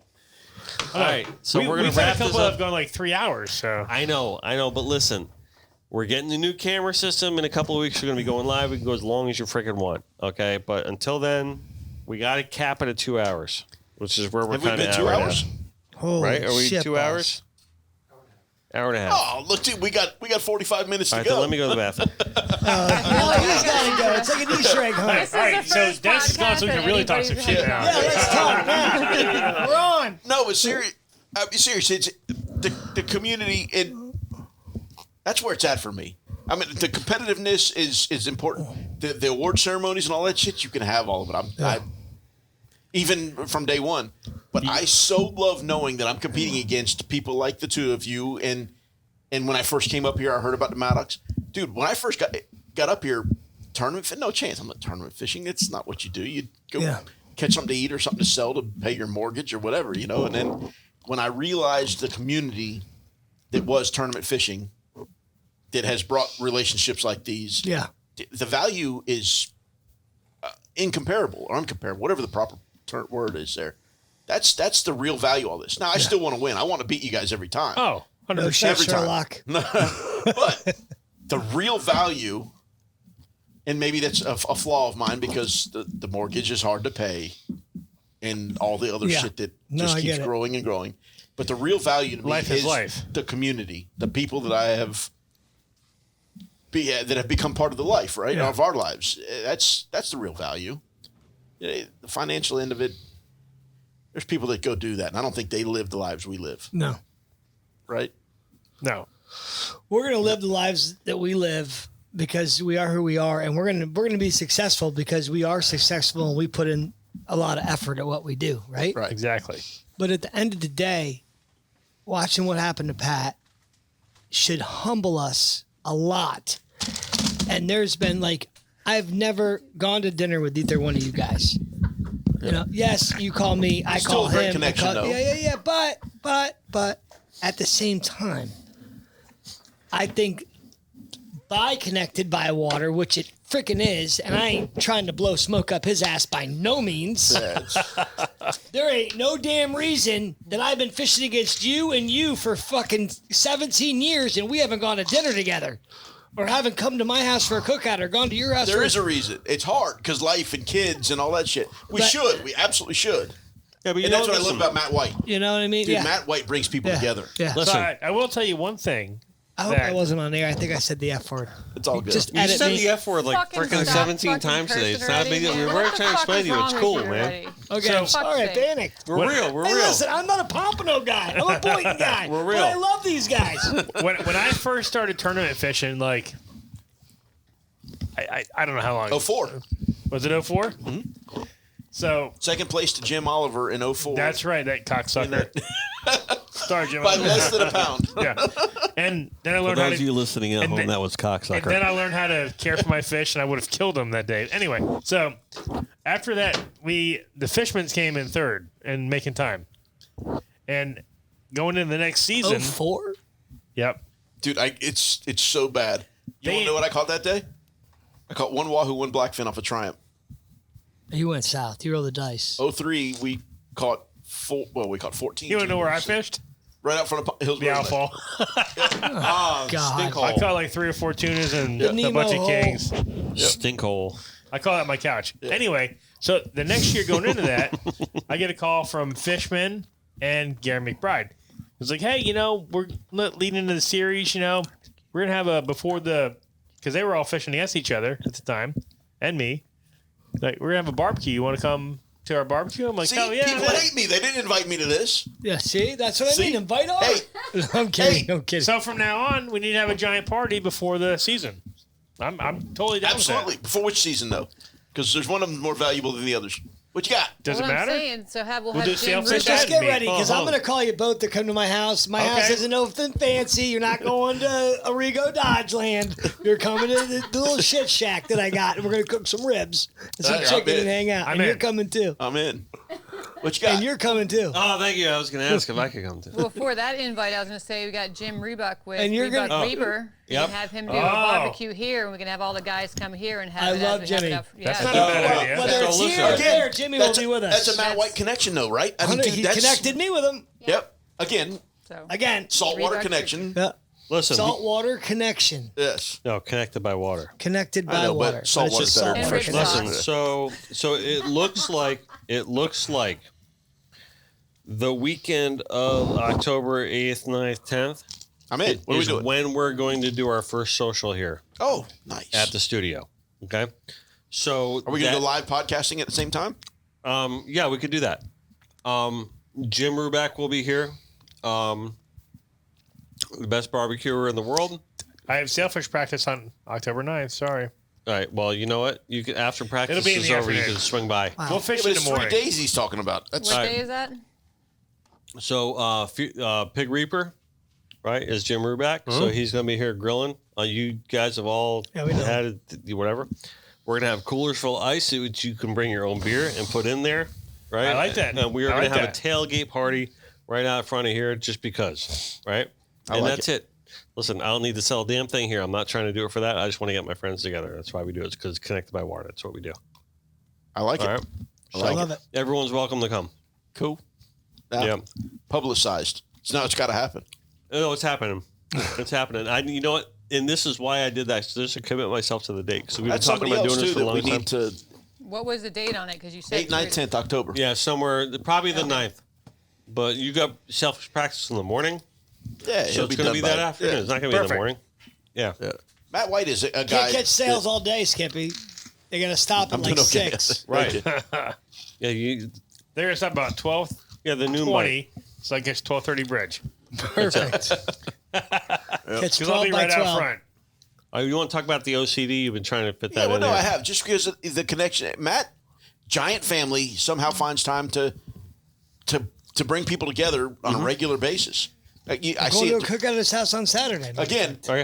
Again, them sons of bitches hate me because I never got an invite to one of those either. But But I get to witness them. I through- can't say that. I've got invited, but I can never make it. Listen, See? I went to high school with Matt. You're coming We're buddies, Saturday. right? I wrapped his damn boat. Dude, Right? I'm so... And, whatever. Well, I didn't get an invite. It's cool. There you go. I'm so antisocial. Shit. We started to a be shit. honest. I started a certifiable shit show A right little here. bit. Yep. A little bit. It's all I'm good. so antisocial. Where's though. the canopy? Can I I pop the used to canopy be in and his fantasy eject? football league, but not anymore. I don't know why. I never did that either. But no, it's hard for me to get around It's people all like good. that. It's all good. So listen. All right. This is a We show. still haven't talked about... This is a show. We We only got to have reel about- it in. Come on. We only have about 45 minutes to go, so. Oh, Jesus Christ. help me. Skips. We got to talk Oh, about wait, Skip no, Sisters time out, tournament. If we don't time talk out, about time that. Yes. Ohana. Yes. All right, so the Ohana Salty Classic, it was a great success. I think she had 31 boats, which I'm happy for that for her first year. Phenomenal. Stephanie Schmidt is the tournament director. Yep, and no, it was good. The boat, Stephanie Dana Schmidt. yep, Stephanie Dana Schmidt. The bootlegger won. Really? They had a 40. They had a nice bag. They had a 47, a 41, and a 37. Strong. But they ran all the way to Canaveral. Oh, dear God. Where? Again. They ran to Canaveral and Where does it end? came back to Fort Pierce and caught some fish there. What were the boundaries on that term? There's no north south, only offshore. I think my buddy Shannon was Miss in that, 'cause Michelle he- had some fish. That's exactly who I was talking They to. had a Shannon. 40. They had a fish that was they came in third place. They're getting aggressive. Yeah. Very good. Oh, no doubt. No doubt. They're getting And here's aggressive. the connection there.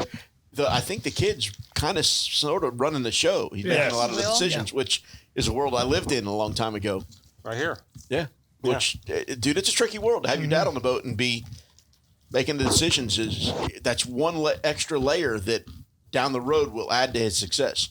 Once you've tackled the fact that we've all fished on boats where there's multiple captains on the boat and you got to take the reins. Well, add to that the guy that beat you when you were younger and now you're physically bigger than him and he can't, but he's still your dad and still the man, but you've got to make the decisions, take the reins, Get right? past the wall. You have to get past that wall and be able to. That's going to get add to your his reins. abilities. Yeah. And I've talked to him a little bit, and he makes some good decisions and sees and does some things that you're sitting there listening to him, and this kid's got it. Yeah. Have you- They're getting have good. you seen the rod racks that Will's making? Yeah, they're awesome. Yeah, Or no Slayer, doubt. I think it's called Slayer Racks. That's Miss Michelle, the son of the Sure, show. Michael. Yeah, They they're don't beautiful. poke near enough, though. No, I'm just, it's a good, For it's what a I'm good doing, start for what but- he wants to do, though, for sure. Repeat that. It's I believe it's called Slayer Racks. So the son of Miss Michelle, Shannon's son Will, he makes these custom rod racks that hold your rods. They're all made out of wood. He stains them and everything. Puts the They rod look good. holders They're in pretty. them. They're pretty Yeah. neat. They're beautiful. Yeah. Nice. And what we have it. I mean, tournaments, whatever. It's stretched out, but the biggest heartbreak I think that has happened in recent history in tournament fishing was up there in the Mid Atlantic 500. A dude strokes a 958. Oh man. Yeah. that's 958. Oh, Takes my it to God. scales. Thank And you my for buddy bringing Johnny that up. Duffy catches an 11:35. I totally Yep. forgot about that. Thank you for Dude, bringing that up. 958. You go So to the dock. listen to this, Art. Dude, I would have been so blasted. I would When have I, got up the first, next when I day. first started sail fishing tournaments, it was me and Duffy together by ourselves Really? in my dusky. Duffy. Johnny Duffy. Okay, different. Okay. Same Duffy. Well, no, I know North Carolina Duffy too. The one that caught the 11:35. Yeah. Me and him would go fishing in the Derby by ourselves in the Fort Lauderdale Billfish Tournament by ourselves in was a long 1999, 2000. Yep. Just me and Duffy Yeah, that's awesome. with 5 dozen goggle eyes and just go. Have you known then what you know now? Oh, my God. Oh my God. I remember the Dusky commercial with that Oh, yeah. my Dusky ear and Yeah, out. yeah, That was yeah. me and Duffy in the boat. That's awesome. That was me and John Duffy. Got 11:35. Crazy. Dude, have him build you. Dude, there was a six and change call the day before the 958. How do you lose with a 9:58? How do you lose with a 600 and I know, change I and then a know. 950? And then, oh my God, how cool was that? So the Southern Run guys are up there. They said there are so many giant blue marlin these guys are seeing offshore right now. It said it's crazy. Crazy. Like crazy. That's a species that is definitely on the rise. I mean, the numbers we're It's on the seeing rise. everywhere. It's on the rise, for sure. Seen them out here, seen them at the time I spent in Oh, the yeah, Bahamas. yeah. The numbers we're seeing are strikingly higher than Thank you. traditional If numbers you anywhere. spend some time and put some bonitas in the water out here, and You will get especially up bites. that ledge, you will get eaten the problem alive. is the fucking shark. look, That's how they used to do it with the sharks. Chip, I believe that for sure. Like Yeah. people discount the That- marlin that fishery out one here. guy- you know that commercial guy, the week reef and a half rat? ago. There's Yes. a boat Yeah. called the Reef Rat Yes. up there in Yeah. Jupiter. He hooked 2 the day before the tournament. The day before you got 3rd in the tournament, he hooked 2 on the Bandit. There was a boat that hooked one in the tournament up there. Oh, was Hey, it wasn't Miss that Michelle? black, Was it, yellowfin. it was Skin Deep. Not Skin Deep. Was that black Skinny yellowfin? Fishing Team. Skinny fish. Yeah, Okay, yeah, yeah, yeah. yeah. Skinny Fishing skinny, Team. It was a yeah. nice fish. They fought it for a while. Yeah, yeah. Dude, I had a 300 pounder blue swim the marlin boat out a couple there. days ago. There Out are, here. there are Freaking there are crazy. blue Oh, marlin plenty, 3,000 plenty. feet There from the are studio. no fences. No. They just swim around. That's what I we've mean. got a pile 3,000 of- feet from the studio, there's blue marlin I've out got there. a I'm pile telling of you, them out of the they're kites there. out here. That's unbelievable. And screwed up a few of them out of the kites out here. Greatest story ever. Jason Dean was on the boat. Doug Kinnear, an old name from one of the great pompano fishermen here locally, was on the boat. Tim Maddock's boat. Fishing in May afternoon bite, catching the tunas and whatever. All blue marlin explodes on one of the kite baits. Tim, giant cigar, tight. Greyhounded. Jason says it's 400 plus greyhounding away. And ash. On the line? Tim Maddox, On the cigar, line? ash, on the line, gone. Never Come told on. me that one. One of the greatest that's ever done it. One of the greatest. And it's close. Like, So listen to this. That's funny. yeah. Like, Louis has done it longer, but I put Tim really, really close to the things he's done. Artie, I'm telling you. He's who made me want to be great in Pompano. Well, Timmy Timmy Cliff Maddox. had Listen. that stretch for Listen, A long time. you listened to the episode when Tim came up. I did, of course. Right? I listen to them all. I love them. I had a heart-to-heart with him before the episode started. I said, Tim, is anything out of bounds? You gotta let me know now. And he goes like this to me. He goes, D, we're good. I said, you sure? He goes, we're good. All right. and then where'd it go? No. So I asked him point blank. I talked to him about a lot of things, right? About what happened to him. You know Listen, what I he's got his character flaws. Yeah, right? Phenomenal human being. No, but I wanted to really kind of go on like to the incident and everything like that and how that affected him, because you got to really look at that with Tim and just understand that he was on a path to become, like, he is legendary, but he was going down a path to become legendary. And that really affected his life. And he had to really step back a lot, right? I mean, he had to. He didn't have a choice, right? Because that really, I mean, Physically, yeah. physically and that begged him. mentally and psychologically and whatever, and things beyond psychologically that were just deep cerebrally, right? 150%. He got mentally beat before that. Like I said, when I first moved to Pompano, I wasn't into the tournament thing at all. And then I watched what Tim was doing and saw what his brother was doing and some of the guys. And I was exposed to Chip at that point, back 99, 2000. And then it was, he won like his second or third Miami Billfish tournament, an event that eluded me. And again, I wasn't doing it then, but whatever. And shortly after that, I had a conversation with him, and he said, man, the guys down there in Miami, they know that area, and they're doing things. They're hard to beat. Wait a minute. I can't hear that from you. That can't From come Tim? from you. Yeah. When did he say this? This is quite a ways back. This is probably Long time. 04, 05. Mm-hmm. Yeah. And I hear that can't come from you. No, because that's not where I'm going. I'm not going where, I don't care where I go. The skill set that I've developed over these years has got to be able to beat these people in their backyard. I can't hear that from him. And I think just, post having just won the Miami Billfish again. So this would have been, this was 03 for sure. I know for sure, because that was the year that I fished with the Walker family when Chuck Walker's wife won the Heidi, yeah. Heidi won the there was the 3 Series thing, the Lauderdale Billfish, Miami Billfish, Pompano Rodeo. Yeah, Triple Crown. And he won the Miami Billfish that year, 03. The Triple Crown. Yeah, and it was like 04, 05. He says He won the Triple Crown 2 or 3 times. well, he won it a bunch. He won it like 3 or 4 times. Yeah, he did. He won it a bunch. But and then having heard that from him, something happened that and in post that he went down there to Key West and smoked ass. Yep. After that, he won almost $1 million down there. Yeah, so that was that. It was a hard thing for me to hear.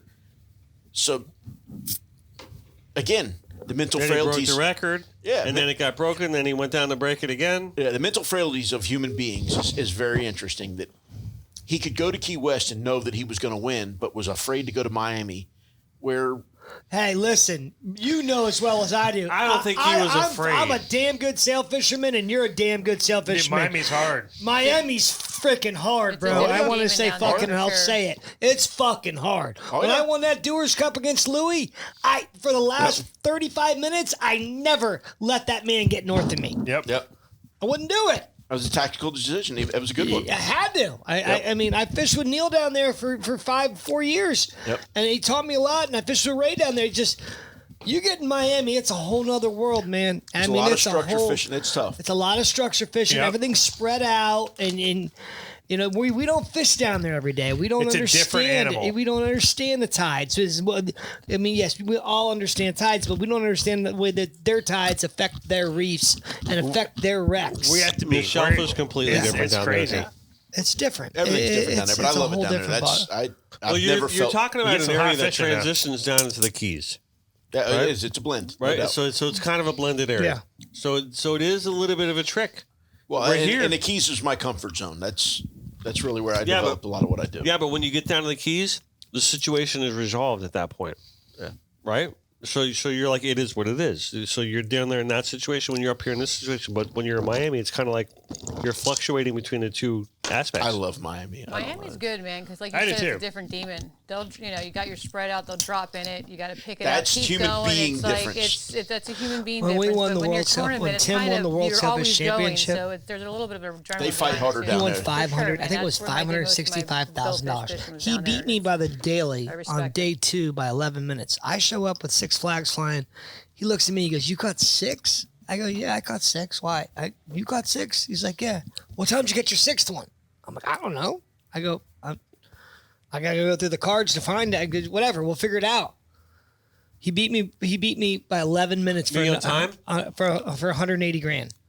They took us out on this. This was in 06. They took us out on this boat called the Spanglish. It was a Spencer Yeah. boat, Yeah. and they had a money counting machine like a bank. Tim Maddox walked off of there with 565. I walked off with 148,000. He walked out with $565,000 cash that day. in his little sweatshirt shit, and I'm like, I'm like, I see him smoking a cigar. Going, yeah. walking out there. Oh, love trust that me, the guy, next day dude. Zidar was furious. He didn't give him enough money. He's like, "I'm never fishing with him again." Listen, But you know the stress of having your own boat and doing all that, dude. Whatever he took, he needed. He gambled it all. Yeah, He gambled dude, everything exactly. he had. It took a month, Exactly. a month out of his existence to go Listen. down there and be the best. listen. It's my job to loop all this shit together, right? Do it, brother. Do it. Okay. So we started off talking about Pat, right? Great legend. Blah, blah. We're talking about Tim Maddox here too, right? That's How did he get brought up? What the level. He's hell? still one of the Hey, you No, best. no. back up real quick. Today is the day of legends, no. right? For sure, modern legends. I don't want to cut you off for 1 second, but back to the COVID thing. Okay. Did I Tim have wasn't. COVID too? Listen, I wasn't a big vaccination guy. Okay. I don't want to get political, like Good, you no, said go ahead, earlier. Talk It's about not it. political. Vaccination. Talk about it. It shouldn't be And it's not a political. It vaccine. shouldn't be So- political. So It shouldn't I be political. got vaccinated. I was scared shitless. I waited forever till the final hour. I was against it. I don't know if it's right or if I don't know if it's wrong, and I don't care. I ended up doing it when I saw what was going on with Pat. Short term, it's the right thing to do. Listen, So- one of the reasons I got vaccinated is because he got COVID. Okay, Right? that's why I got. So it's That's like, why I oh, got shit, vaccinated. Skip got So it. I You go know to what I mean? Tim's It's house. like I go to this- Tim's house 3.5 weeks ago, maybe a month ago, and I'm like, "Tim, you got to get vaccinated," because I'm just me. You know, Yeah. I'm like, "I got vaccinated. Let's everybody get vaccinated." Right? So So I'm like, Tim, get vaccinated. Oh, F you, Chippy. I ain't getting vaccinated. I survived carbon monoxide. Da, da, da, da. I'm like, Tim, you got to get vaccinated. A week later, and actually the next morning I texted him, Tim, you got to get the shot. My other friend isn't doing well. This, that, and the other. Pat isn't doing well. So 3-4 days later, he goes fishing with Jeremy Cannon, and he gets COVID. Timmy did? Yeah. Yeah. And when I tell you he got COVID, he kicked got his ass. COVID. So I was texting him. So then I'm like, are you okay? He's like, I goes, Chip, I can't breathe, this, that, and the other. Next thing I know, I let a day or two go by without communication. And Ryan from Real Synergy calls me. He's like, hey, man, if you talk to Timbo? I said, no, why? He goes, he was in the hospital yesterday. Oh, fuck. So I call him. I'm like, Timmy, I didn't know what's Timmy up? went to the hospital. So I go, what's up? He's like, Chippy, he goes, my head hurts so bad. I'm coughing so bad. I can't breathe. He goes, I felt like my lungs collapse. I had to go. So this was like 2 weeks ago. And they did a chest x-ray. His oxygen was enough for to let him leave. So he goes home and I talk to him every day, just not every day, but maybe every 3 days. And he's like, dude, it's so miserable. He goes, I can't get rid of this headache. I can't breathe. It's like as worse as you can not. Now, meanwhile, I had begged him to get the shot. He could have had the shot. Right. So listen to this. So kind of fizzled out. You know, I kind of just talked to him a couple times. He's like, man, I just can't get rid of this headache. And I can't, I'm coming out of my mouth and the other end and this, that, and the other. So I didn't hear from him for like 4 days, 5 days, maybe 7 days. Did you say it's coming out of his mouth? Yeah. He did say that. So listen to this. So he calls me on. I want to make sure I was the only one that He heard that. calls me yesterday at 11 o'clock in the I afternoon. was going to let it slide, but thanks, Skip. Listen, So calls me much to at say, 11 but I'm o'clock in giving the afternoon. I'm respect. like, yo. He's like, I go, are you alive? He's like, yeah, I'm alive. I said, what happened? He goes, Chippy. He goes, Saturday night, I had been on my couch for 17 days. Oh. The 18th day, I finally walk upstairs to go to bed. Friday night. It was Friday night. I got upstairs. I go to bed 3 o'clock in the morning. I feel like my stomach hurts. I'm sick. I go downstairs. I go in the bathroom. I start going one way. I got to go the other way. And all of a sudden, now Chip, he goes, I'm 2.5 weeks in. I can't breathe at all. Like a light switch. He goes, like a light switch. I can't breathe at all. Oh, my God. I called Giselle. He's like, I'm screaming for Giselle. Just call 911. I'm dying now. She gets downstairs. This is the exact phone call that I had when he goes, she gets downstairs. I'm crying like a baby to her. I'm going to leave you. Tell him, Goose, I love him so much. Oh my I'm God. not going to make it. I'm not going to make it. Paramedics comes in the front door with the stretcher. Vitals change. Everything's changed. He's okay. They hook his finger up. They hook his things up to his chest. They got the stretcher ready to take him out of his house. He lives. 10 o'clock in the morning, the same thing happens again. Chris Seidar comes over, gives him something or whatever, and calms him down. And then he called me that was on Saturday. On Monday, he called me. Today's Wednesday. Yesterday, he called me, and he's like, Chip, I ate breakfast. yesterday. I feel fine. He goes, I'm a little worried that it's going to come back again, but I feel like it's gone. He goes, but I'll tell you one thing. All I thought about was you asking me to get vaccinated, and all I thought about is if I could just cut this shit in half, I would have done anything in the world to cut it in half. He's good now, though. He got the antibodies now. Okay. No. Who knows? I don't know. you'll I don't never mean be to the bore same you. I again. don't mean to be a preacher. Listen. It's a strange time. It's the a thing. strange word. Listen, It it's not ain't political. political at Listen, all, ain't dude. political. Let me It's ask you this. I mean, Let me just wrap that up like this. Like, that was his exact story. If anybody thinks, and scientists or not, if anybody thinks they have this COVID thing figured out, They're out to lunch. you're a freaking idiot. Short term, Because there's no doubt. The Dude, medicine's it's a fluid good. situation. I'm a little worried about long term. Oh, Since yeah. we're Fluid right at that situation. breaking point. Short term, there's no doubt. Medicine's good. We'll see what happens long term.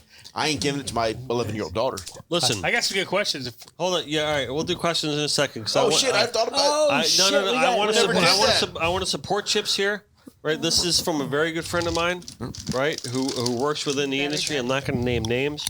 Right. I talked to him. He goes, "Hey, Bubba, I'm recovering from COVID, so not going to make eye casts. It's been a bitch. So-and-so said you are welcome to stay in my hotel room if you want. I'm obviously out of commission. Getting better, though it just zonked me. Oh, my God. So sorry, man. That's what I said to him. Right? It's all good. Should have gotten the vax. You weren't vaccinated and still got it? He goes, nope. Lesson learned. Right?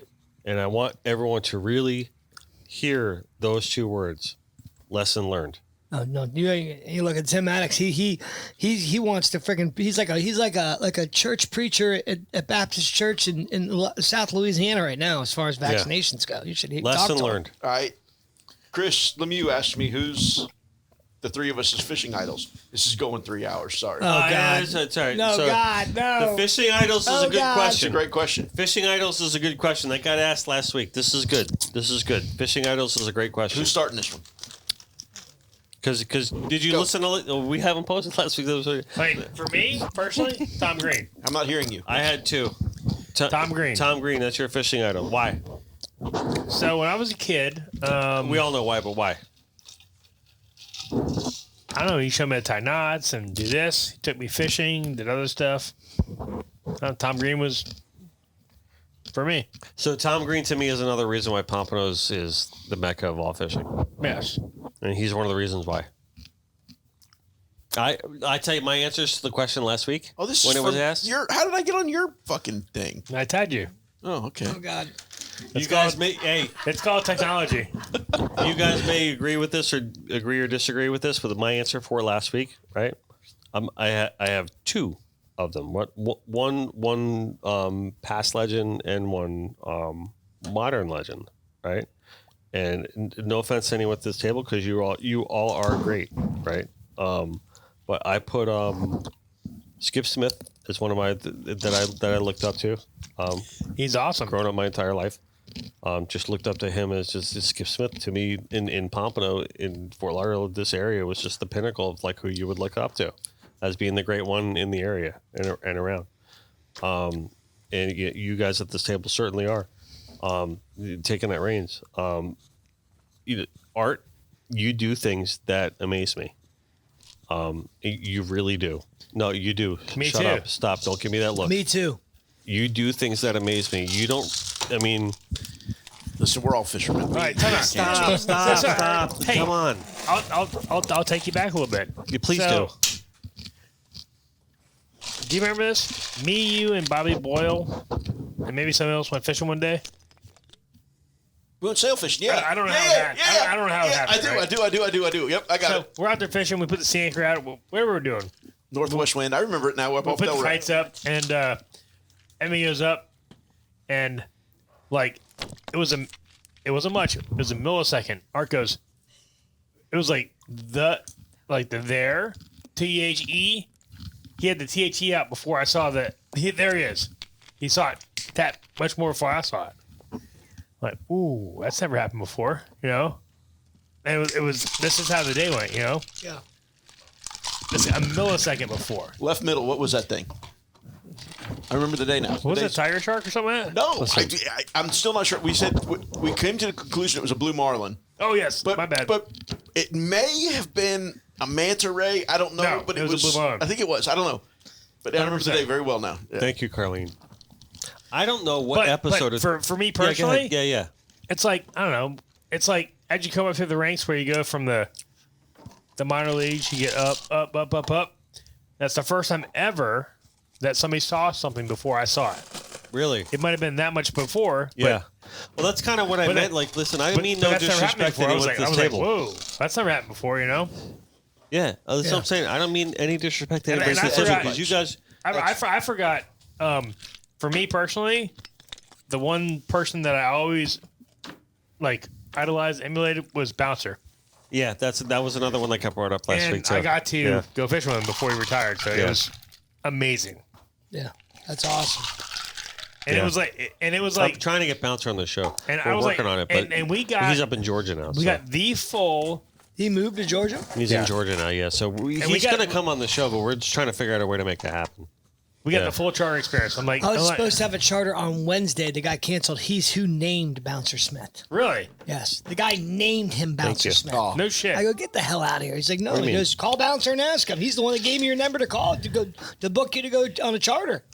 He goes, I named him Bouncer Smith. What Swear the hell to did he God. do? Was he what?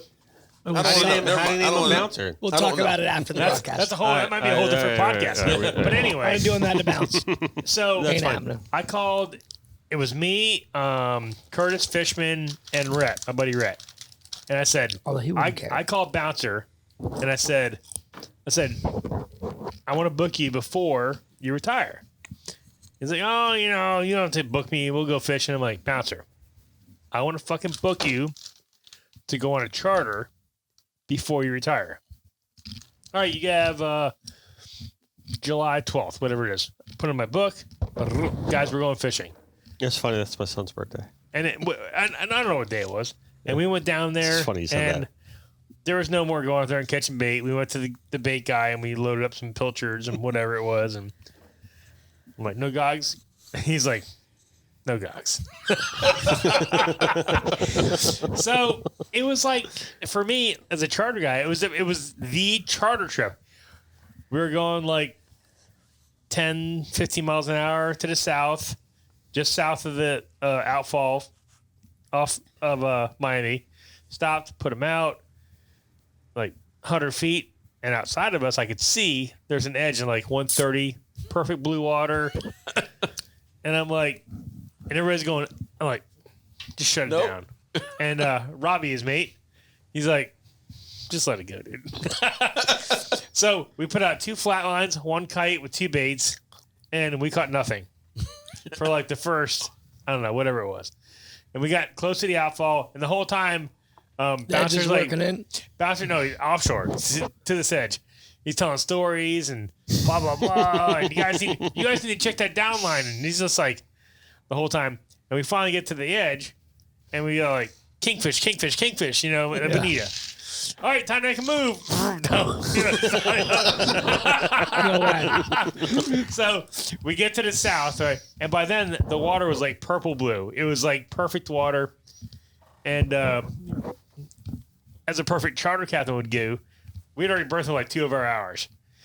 And he's like, we don't want to bring that bait home with us, so you might as well start chumming with it, So we're fishing pilchards and like, then we hooked like 2 or 3 sailfish and like tunas and all this other stuff. And it was a great trip.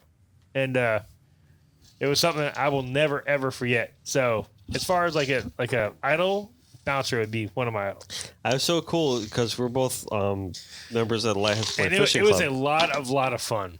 It was a lot of fun. Yeah. Well, I always love. We're both members of the Lighthouse Point Fishing Club. Yes. So it's always the best talk is when Bouncer comes in or came in Yes. when he was living here. So it was always cool. Like everyone always came that night. Like we have like 8 meetings a year or something like that, and then you always have a different speaker like every night for the dinner. And on the nights when Bouncer came, it was packed house. Like nobody wanted to miss that. Yeah. I'm always a feeling when, hey, this guy can't make it. Can you talk? I'm like, yeah, whatever you want. Who's your idol? Don't say Matt White. It's got to be a Boynton guy, right? It's Palm definitely Beach? not It's not Matt White? No. It's hard to put that on there, And we can't all say Louis. No, I would not say Louis. Although he is a legend, by all Yeah, but means. this is a personal. Yeah, this is a legend, not personal idol. answer Yes. though. Personal answer. That's no personal answer. Like who was your idol growing up fishing? Who taught me the most? Nah, like who did you always look up to? Who was that guy? Who did that you when, like? when you when Who did you you wanna heard be? his name, you're like, oh, that was Skip Smith. As a young age, I guess maybe Jose when I was really young. Wahebe. So it's my 2. It's great.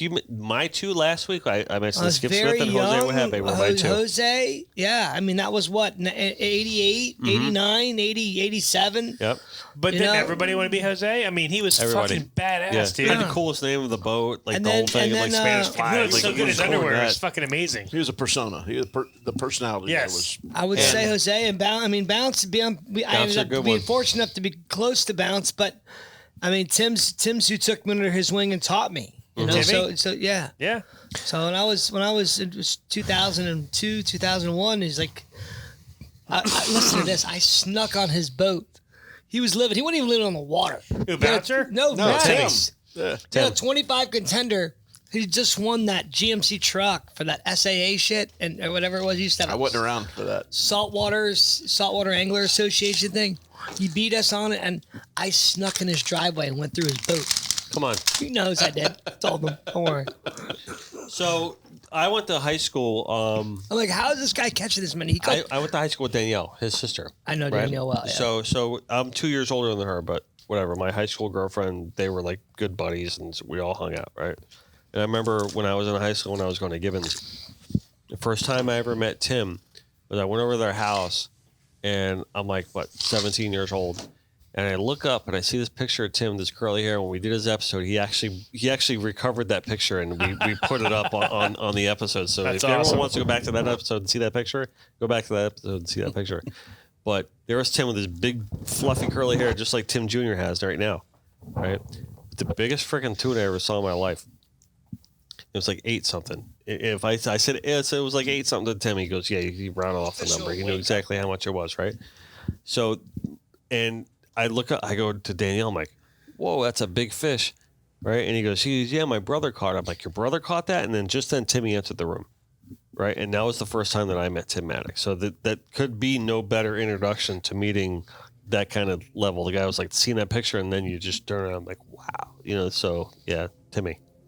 It's amazing the different worlds we grow up in. Because these guys kind of in this Pompano area was a fishing community. The Lauderdale community I grew up in, nothing was shared. Yeah, it was all hush-hush. Oh, yeah. Nothing at all. You never talked about any of it. I can't even hear myself right now, but. Why, are my chips too loud? No. Are we on? Are we on? There she is. This is dead. So here's the interesting thing about my existence was A chip on my shoulder. there's a guy named I'm sure he's passed by now. AJ Orton had a houseboat and a 25-foot at the time was called a sou'wester. Goal line kind of knocked the boat off, and Doesn't Fangler have one of them now? Parker is who it is now. Didn't Fangler might, has one? no, his is something Downeaster or something. Downeaster, yeah. Yeah, it's all a knockoff of what this thing was. This guy's a commercial fisherman, and in his houseboat, he and his wife and this would tow that thing up and down the beach from Key West up through Canaveral and commercially fish and made a good living. And I got to witness that through my father, who is probably my idol. There you go. In reality. Whoa, we're getting into deep stuff now. Yeah, What's going on now? Whoa, time out. Somebody blow a whistle. Shots. Somebody blow a whistle. Shots. Yeah, Come I on, had, Brett. I had, No, listen, let's I go had there. a good fortune. go We had a there. good fortune. We were not wealthy, but Listen, time out. All right. I remember I'm fishing tournaments with Double Diamond. No shots. with Gerard was on just Double joking. Diamond, right? So I'm fishing. This is probably about what? 2008, 2009, whatever like that, right? And we're always looking at. He's like, who are those two dudes wearing those straw hats? Right? He goes, oh, that was the Sapp. That's actually the that Sapps, was Jason and my dad. right? Jason, your dad? Yeah, I never wore a straw hat, but Or whatever. But that was that it. was your boat with no T-top, nothing like that, right? Yep. You guys are like, here are all these big boats with whatever the T-tops and sport fishing and everything The like conch. that. And you The guys conch come with in, no T-top is what you did your like damage winning on. all these tournaments. No T-top, That was nothing that like was that. the I'm meat like, killer there. Oh so my God. that's what I'm looking at. I'm looking at that boat, and I'm out there, and I'm just like, those guys are the man. Really? They're like proving it like the hard way. no, that was form or function over The form. humble kicks in. It worked. I mean, you saw we fish we use these giant gaffs and the multiple kites and the wind and the drift, and there was a lot of reason behind that. And I grew up in a sou'wester with no T-top, and then I saw the way, again, analytical. I saw the way it fished and how it presented better. The boat is a big portion of what you're doing, especially when you're on your side. And what it does to your presentation. Exactly. Yes. It's got a lot. The boat has a lot to do with when you're on your side. It's got a lot to do with the presentation of your baits. But so whatever. But we're the question was who are the idols and I saw AJ Orton as a commercial fisherman as an idol and there was anybody that I saw that could make a living. And at the time I didn't think about making a living. It was whatever. I still don't hardly, but But to you see are. that guy. you Somehow are. we're surviving, right? We're getting through it. Yeah, we are. We're surviving. But yeah, We're to gonna watch make it all the way to there. Yeah, So, exactly. To watch AJ Orton and to watch my dad do the things he did with his real life, that was the idols, and then to be able to turn that into where you're running the boat and the dad's on the boat, and that's still I still haven't gotten over that part. see, I would dream for that. If my know, dad could and fish me that's- out, I I know. would Me love too. that. I would Listen, love that. I Listen. would love that. That's unbelievable. Man, you want to talk about And dads? that's I think about Pat Price and his kid Yes. having Listen- lost his dad at a point. Let's talk about dads for a second, okay? Because I just lost my dad a couple of weeks ago. That's Okay, and I feel you with the idol thing, right? No doubt about it. Yep. Okay, and one unique thing that a lot of people don't realize through the whole this Pat situation is he lost his dad in early July. Yes. Yeah. He I looked back at my last texts with him the other day, yesterday actually. With your dad? No, with Pat. No. Yeah. And because we were in the middle of designing his boat wrap, right? And we were just getting started on it. And I mean, one of the last messages with him is like, I'll get you those measurements today. I'm spreading the ashes for my dad today, so I'll get back to you on that, right? And we'll get that going. And that was the last text I got from him because it was right shortly after that. Then he got I sick. guess he That was got a long COVID at his stretch. dad's funeral. And Did he really? That's what I heard. So, I mean, it's hard to say where you actually got it, but Yeah. the assumption is that's True, yeah. you know what I mean? But it's like, and for him to pass and what his family's going through, they just lost His brother didn't his brother also grandfather. pass? Yeah, and it's Sister. It's Sister? it's a tough thing losing your dad. Oh, Okay, Uh-huh. it's a really tough thing losing your dad. How old's your dad, Art, now? so I'm 47. He's 77 in a couple of days. Okay, My let me dad's put it to you this way. 76. Let me put it to you this way. Okay, Did you fish for you at all or no? Nope. Nope. Ever? losing your Never. dad, losing Never your once? dad. Once I have a mahi on the wall the day he fished with me. I have a picture with my dad with a sailfish in my old Mako that I bought from Eddie Wheeler. That was his bait boat that I fished for years. Did you got second place in 2003? It's my favorite picture. He's a walking elephant, this guy. Listen, You remember listen. everything. Physically and mentally. Losing your dad I remember is a it. sad thing, Horrible. but Yes. it's also a weird thing. Yeah. It's a different feeling. Like everyone's experienced sadness during death. Losing your father or I haven't lost my mother yet. There's certain people in this room that have. It's a weird feeling too. You know, it's not like, you know, you lost a close friend and you're sad as I'm never going to see Your them guidance. again. Like losing that figure in your life is you have strange thoughts too, right? And I'm not going to go into what they are, but it's different. It's a different feeling, and you know, If we're fortunate, we all get to go through it. yeah. So exactly. So it's not like a normal thing, but I don't even know what the frick I'm going with this, but you know, It's a hardness. Yeah. Dennis, I know it's fresh, but the reality is you're fortunate to get to go through it. No Because doubt the about it. alternative, No doubt about it. I was the one. I'm the youngest of six, and I was the one that did my father's eulogy. Right. I had spent the most time with my dad towards the end because everyone else was not in town. I had already started writing his eulogy. The writing was on the wall. The guy was dying. I wanted to get ahead of the game. It's a typical frickin' Dennis move, right? When he died, it affected me in such a way that I had everything that I written, I threw in the garbage, and I rewrote the whole damn thing because it hit me in a way that I didn't expect, and I felt completely differently than I thought I would. Not in a negative way either. You know, No kidding. it's unbelievable. a weird thing. You know, I love my dad. You See, know, I think you're blessed because you had that time. 100%. Yeah. My dad, 100%. You didn't Drops. have that, Skip. I know you didn't. 150%. Yeah, you didn't get that. I know you didn't. Like it's tough. so you talk about last text or last call, and I remember it was on a Sunday because it was football, and we're hanging out doing our thing, watching the Dolphins. my dad calls me and he goes, "Hey, I saw the sign that the trains are now running on biodiesel. Would that be like better or cheaper for the drift boat?" And I was like, "I don't know." He's like, "Okay, talk to you tomorrow." Click. I bet I know when that was. Yours was too, because And of then biodiesel. I had a call at 4:30 in the morning from my stepmom that my dad was gone. Just dropped. Boom, done. Heartbreaker. Oh my God. And it happens. It's part of life, Yeah. Yep.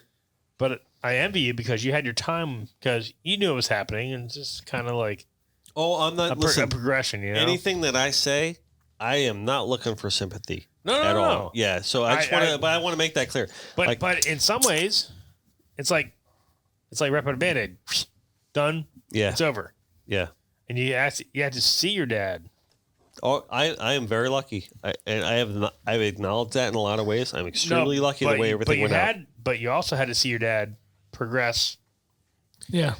That allowed me to make some peace with some things. It was very hard to see him do that and go through that. He had a stroke 2 years before he died, and just to see my dad go out like that was tough.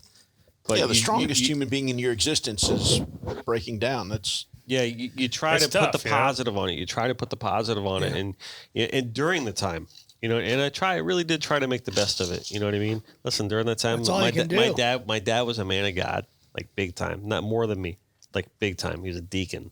Okay, so it's like I had no choice in life but to be, somewhat of a man of God, right? But in that last 2 years, I really tried to do him right, and try to make him proud of how he raised his family. You know what I mean? Or like that. And during Good for you. during the process, I found my faith deeper than I ever had before in my life. You know what I mean? And honestly, I'm since he's proud of gone, that. I'm proud of that now. You kind of get more faith after he's gone. Yep, 100%. 100%, right? 100%. Yeah. And so guarantee it. through that process, through that 2 years, right? No, And I know you look at it differently, right? But through that process, like, it allowed me to reflect on a lot of things and question a lot of things and how I was raised. Because listen, when your dad's a deacon, that ain't easy, man. No. That is not an He's easy way cracking the whip. to live up because you don't have a lot of choice about a lot of things, right? And it's not this whole thing. So it's like that's how I was raised, and I struggled with that my entire life, and I made peace with that kind of towards the end with my dad and my mom too, quite frankly, because she's pretty devout herself, extremely. Yeah. And but at the end of the day, it really did nothing but strengthen my faith. And listen, that's my path. I'm not saying that has to be everybody else's path. That's my path. if it makes you better. Hey, I was right Catholic. I was Catholic too, so Yeah. Was. Good for y'all. I'm still Catholic. I'm still Catholic. I'll always be Catholic. Now, that's the funny thing too. You brought up Jewfish earlier, and like it's a bad thing. I'm like, what the hell's there's wrong with nothing that? wrong with You know People how are- to They say had a fish Jewfish? called a Catholic fish. I'd be totally proud of that. Oh my God, I catch them every Don't say day. it's like a bad thing. If it's a fish, Yeah. Dennis, give a fuck what you playing organ right now with some church music? I'll cry. Yeah. yeah, 100%. Yeah. Fuck. I'm one of What those the hell, assholes that goddamn can't do that. soapbox art That's part of our upbringing, to bring up dads. All right, so I've had a couple That's wrongs. one question. We got through one question. It's been Oh like yeah, the guy gets the T-shirt, whoever the hell that was. That was fucking your Who's last who's your podcast. idol? And then we ended up talking about our dads. That was Chris Lemieux. Yeah, it was Lemieux. Was that Lemieux? Yeah. I don't even know where any of my questions are. I texted Pat. He was my hero. So. Who's that? Lemieux. He won. Are we? No, we're not even going to do any more questions, are we? Are we done? Uh-oh. Lemieux? We calling Chris? Oh, I One knew that question was and coming. done. I don't even. What happened to my questions? Let's call Ryan. Hey, Oh God! listen. You're on the podcast. I'm on the podcast. What are you doing podcast so late? So Because that's what we do. God damn it! That's what we do, Chris. So listen, just to let you know that your Legends question sent us for a loop.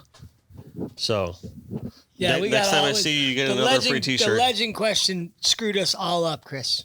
I didn't say a legend. I said, who's your fishing idol? Yeah, I don't, exactly, I don't but it's think all the that- same, It yeah. turned into legend, I guess. So anyway, In your mind. we appreciate that. Yeah, we never question. got past the first question.